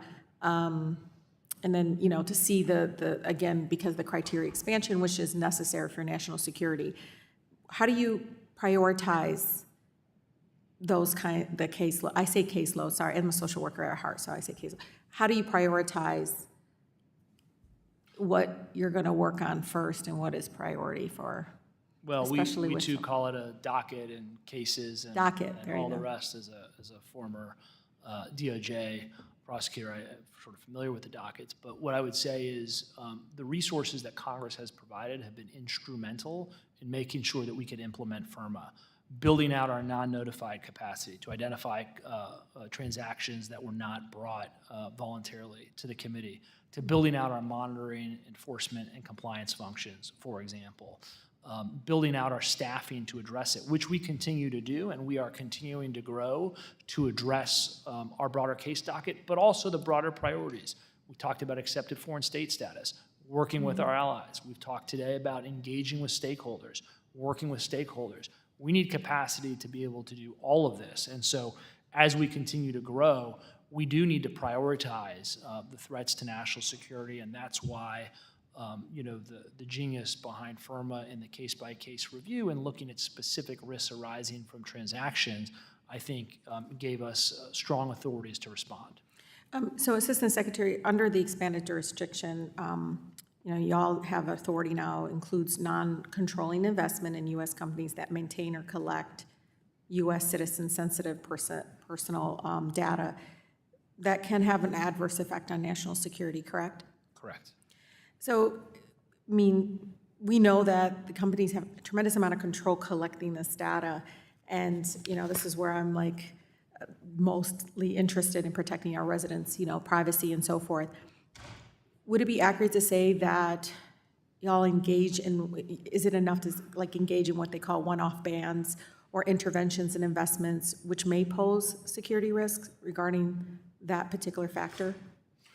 Well, when we look at that factor, Congresswoman, which is, I agree, is a very important factor, what we are looking at there is what is the vulnerability of the U.S. business, but we juxtapose... Like getting hacked into. Or who's going to get access, right? Who is the individual or entity or government that's going to get access to that information? And what do we know about their intent and capability to exploit that data to the adverse national security impact of the United States? Okay. Yeah, because one company, I mean, literally that data is going to be moved to another company that the constituent or resident they didn't get a right to say whether or not that information can continue. Anyways, would the national security risks facing the U.S. from foreign direct investment be reduced if there were stronger personal data privacy or security protections in place? For example, if residents or U.S. consumers or users had a say in how their data was collected, sold, and stored by private companies? Well, Congresswoman, it's an important issue, and this issue around data is really important. What I think is relevant to the discussion here is that Congress established CFIUS to be a tool of last resort. One of the things that the president has to find in order to act under CFIUS is that there are no other laws or adequate authorities to address the risk identified. And so So you're familiar with the European Union's, like they call it the General Data Protection Regulation. It's considered one of the strongest, in the world's strongest data protection rules. Do you agree? Are you familiar with their rules? I'm generally familiar with, I think, what's known as the GDPR. Yeah. Gentlewoman's time has expired. Okay, I'll send you the data because I really want your input about what the European Union is doing.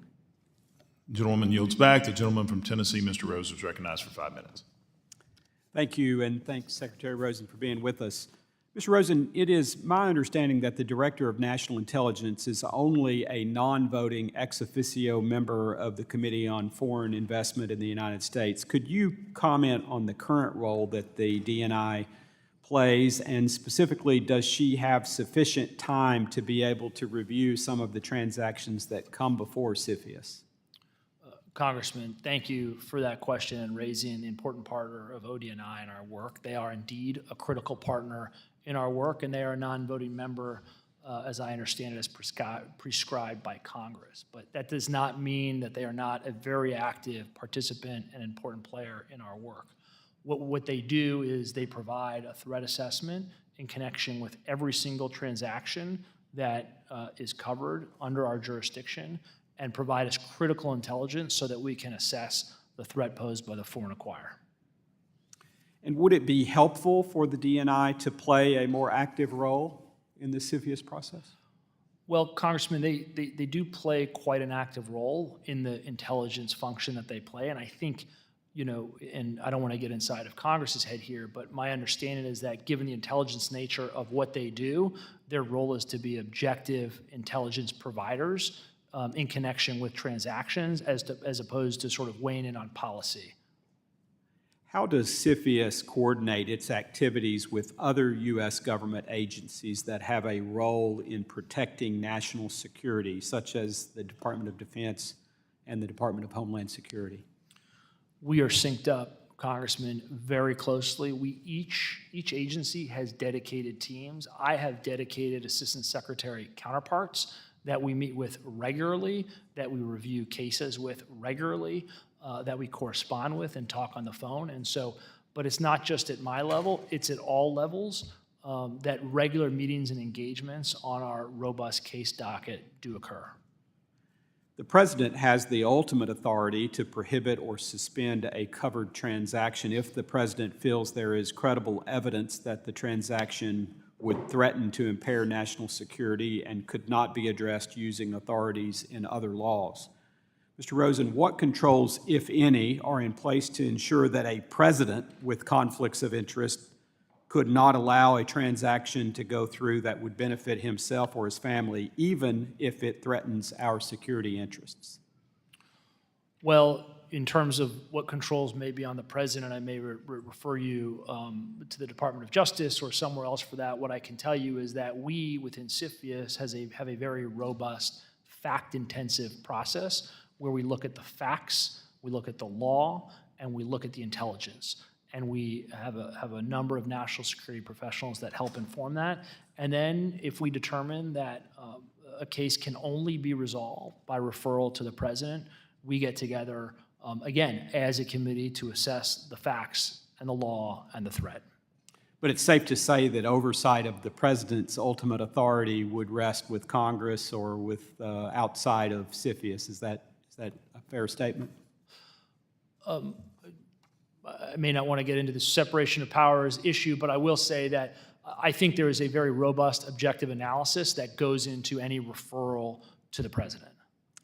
In what ways has CFIUS improved coordination with our allies and partners in information sharing and in investment screening efforts as mandated by FIRMA? Yeah, the short answer is a lot and very closely. We have helped our allies and partners stand up more than a dozen of their own inbound screen regimes since FIRMA has come into place. We regularly engage with them. We provide feedback. We provide technical assistance. And when appropriate, we do share information, as permitted through the intelligence process.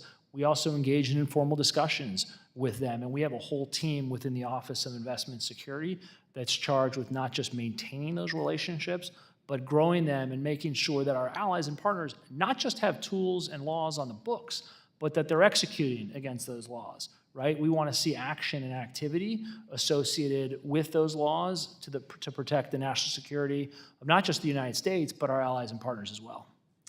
FIRMA authorizes CFIUS to impose filing fees on transactions to cover the committee's funding needs. Have these fees been sufficient to cover your actual costs in 8 seconds?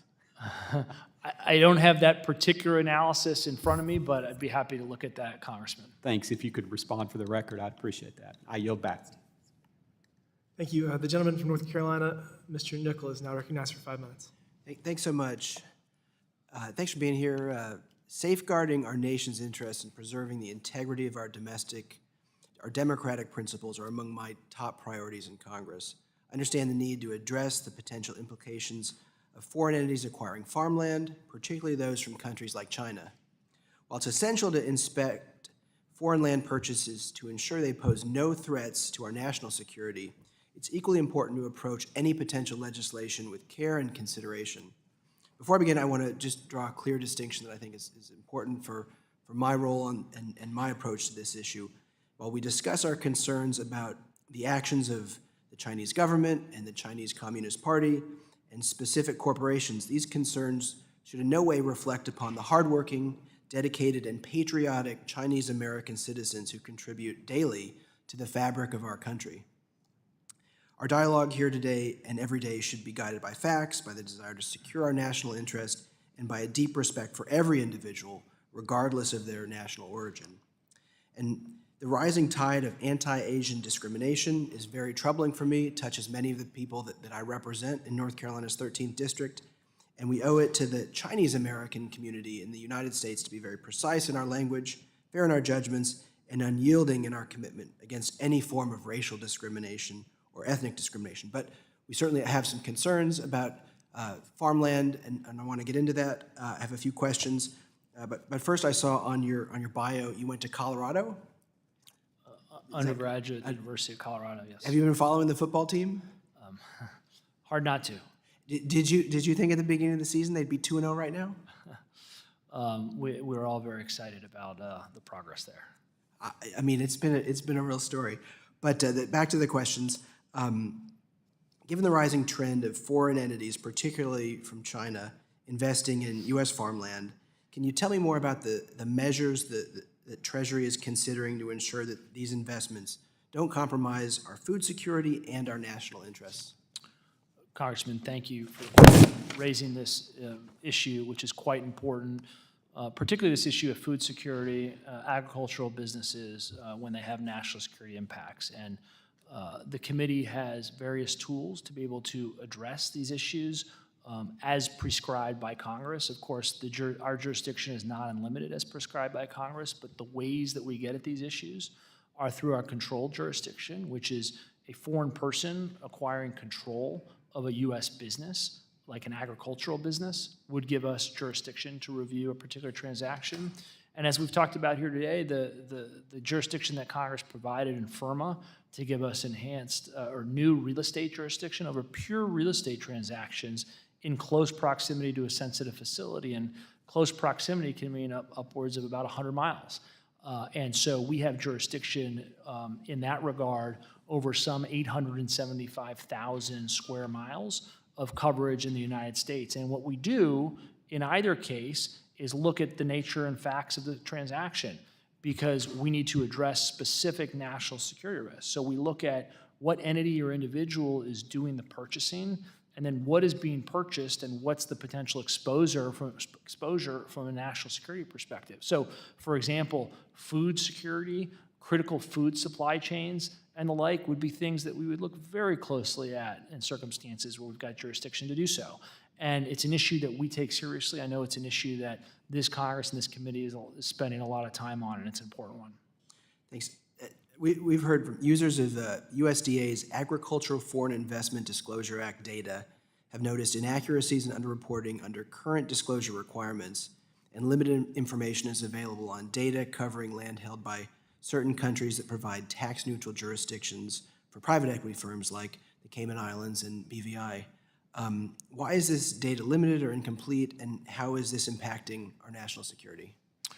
Well, Congressman, it's an important question. I think for some of it, I would refer you to USDA, but what I would say is ensuring that we have a robust information and information collection process to understand what is the scope of these transactions that are occurring, what is the nature of these transactions, what is being purchased. And so I understand there's some discussion about a reporting requirement and making sure that businesses are reporting transactions to the agriculture. The more information that we can get to assess whether it's a transaction that is covered by CFIUS and whether there's a potential national security risk is very important to our mission.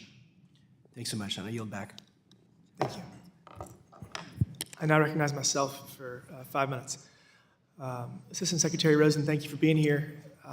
On September 15th, 2022, Executive Order 14083, aimed at strengthening CFIUS's ability to assess and respond to evolving national security risks and foreign investment, explicitly acknowledging that certain countries employ foreign investments as a means to gain access to sensitive data and advanced technologies, which poses a national security threat to the U.S. Furthermore, this executive order established a clear link between the roles, activities, and capabilities of CFIUS in broader national security priorities, such as safeguarding U.S. technological leadership, ensuring the protection of American sensitive data, and bolstering the resilience of the U.S. supply chain. One of the executive order's goals is to harmonize and reinforce the various tools and objectives within the United States cybersecurity strategy, thereby fortifying the nation's ability to respond effectively to evolving threats. More so than ever, I think everyone agrees, it's clear that cybersecurity is indeed national security. So, Mr. Rosen, along those lines, how has that directive affected CFIUS's work and protocols specifically in relation to cybersecurity efforts? So, Congressman, thank you. Issues around cybersecurity and data security and the like are very important and issues that we see emanating more and more, particularly in today's age where we have technology and data flowing back and forth between businesses. And the President's executive order was important for a number of reasons, but chief among them was highlighting these issues like cybersecurity. And while CFIUS has the authority to look at all sorts of factors, ensuring that CFIUS is laser focused on cybersecurity and data has been critical. So what does that mean in our day-to-day work? What that means is what we're looking at is access to sensitive personal data that an adversary or concerning foreign acquirer may get, and making sure that we are addressing that either through mitigation or blocking a transaction.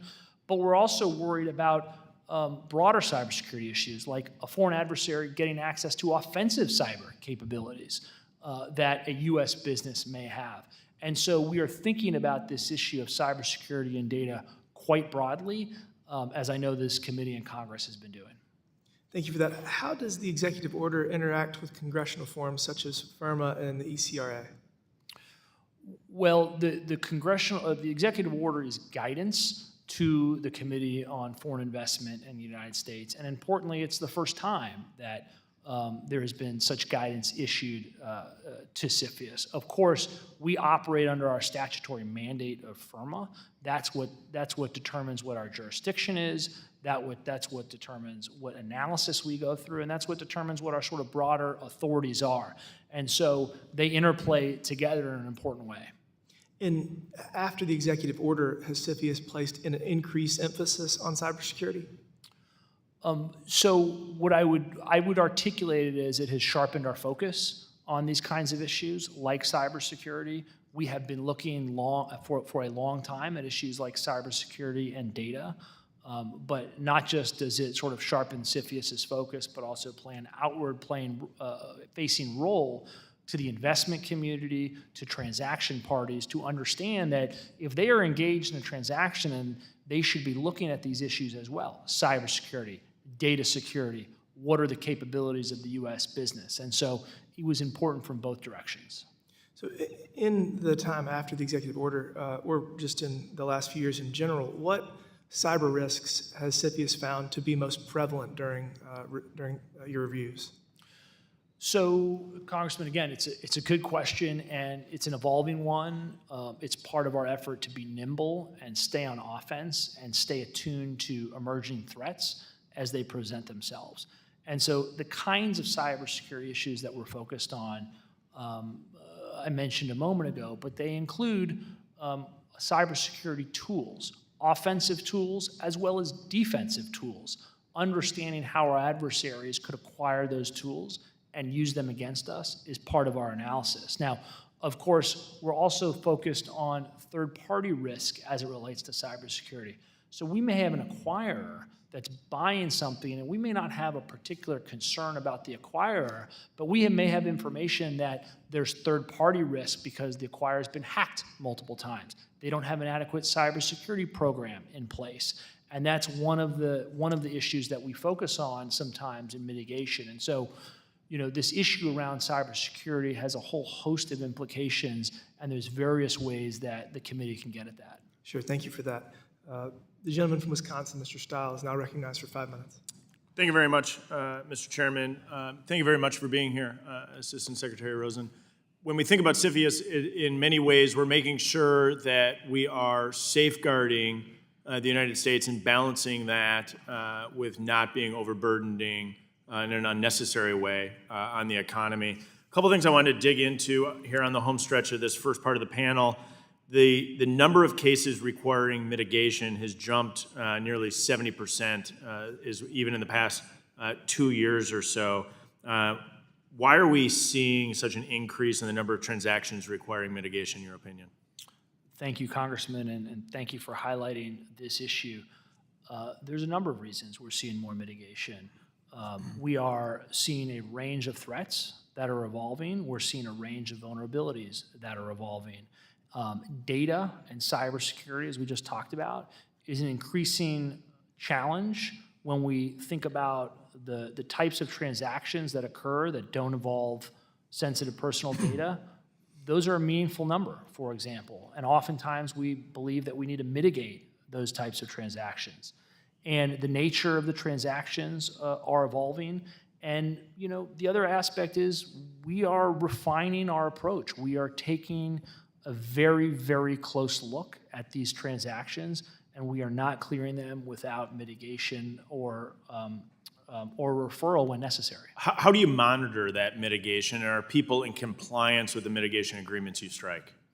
We have a good, solid track record of compliance, but we also have a growing amount of enforcement and compliance personnel. One of the first things I did when I came into this job is put out the first ever penalty and enforcement guidelines from CFIUS, both to establish a framework for how we would look at breaches to national security agreements, but also to send the message that we are going to actively be looking at this. And so anytime now there is a breach of a national security agreement or a violation of our authorities, we conduct an analysis to assess what, if any, enforcement action we should take. And do you believe you have the resources necessary to conduct that review and enforcement? We are fortunate to have bipartisan support from a resource perspective. It is a resource-intensive issue, and we want to make sure that we maintain robust resources to do that. And it's an area that we're growing in right now. Let me shift. Appreciate that. Let me shift gears slightly here, and in particular, talking about the jurisdictions where we're seeing these filings. We've seen pretty significant increases from places like Singapore, Cayman Islands, British Virgin Islands, et cetera. And obviously, those are small populated countries, but obviously significant in business filings. And so to what extent is CFIUS concerned about the use of third-party countries to invade intensive scrutiny, and how do you approach that? It's a good question. Ultimate beneficial ownership is the key to much of our work, to assessing and getting behind the veil of who is doing the purchasing. And so in each transaction, we will peel that onion as far as we need to go to make sure we understand who is behind each transaction. So Cayman Islands entity, we're often looking at beneficial ownership that is not Cayman Islands, right? And so before we make a decision, before we finalize our risk assessment, before we figure out where we're going to take a transaction, peeling that onion is critical to our work, and we won't do anything until we do. And as you're looking at that beneficial ownership structure, you're peeling the onion, as you say, are you? I assume you're working with our allies to conduct that review. Can you comment on how that coordination with our allies operates, in your opinion? Well, in terms of the ultimate beneficial ownership, we are relying on multiple databases, commercial and private. We're relying on certifications under penalty of perjury from the parties. And when necessary, yes, we are engaging with our allies as appropriate to share intelligence and to consult them consistent with our confidentiality obligations and otherwise. But engagement with our allies in this aspect of our work and more broadly is also a key piece of what we do.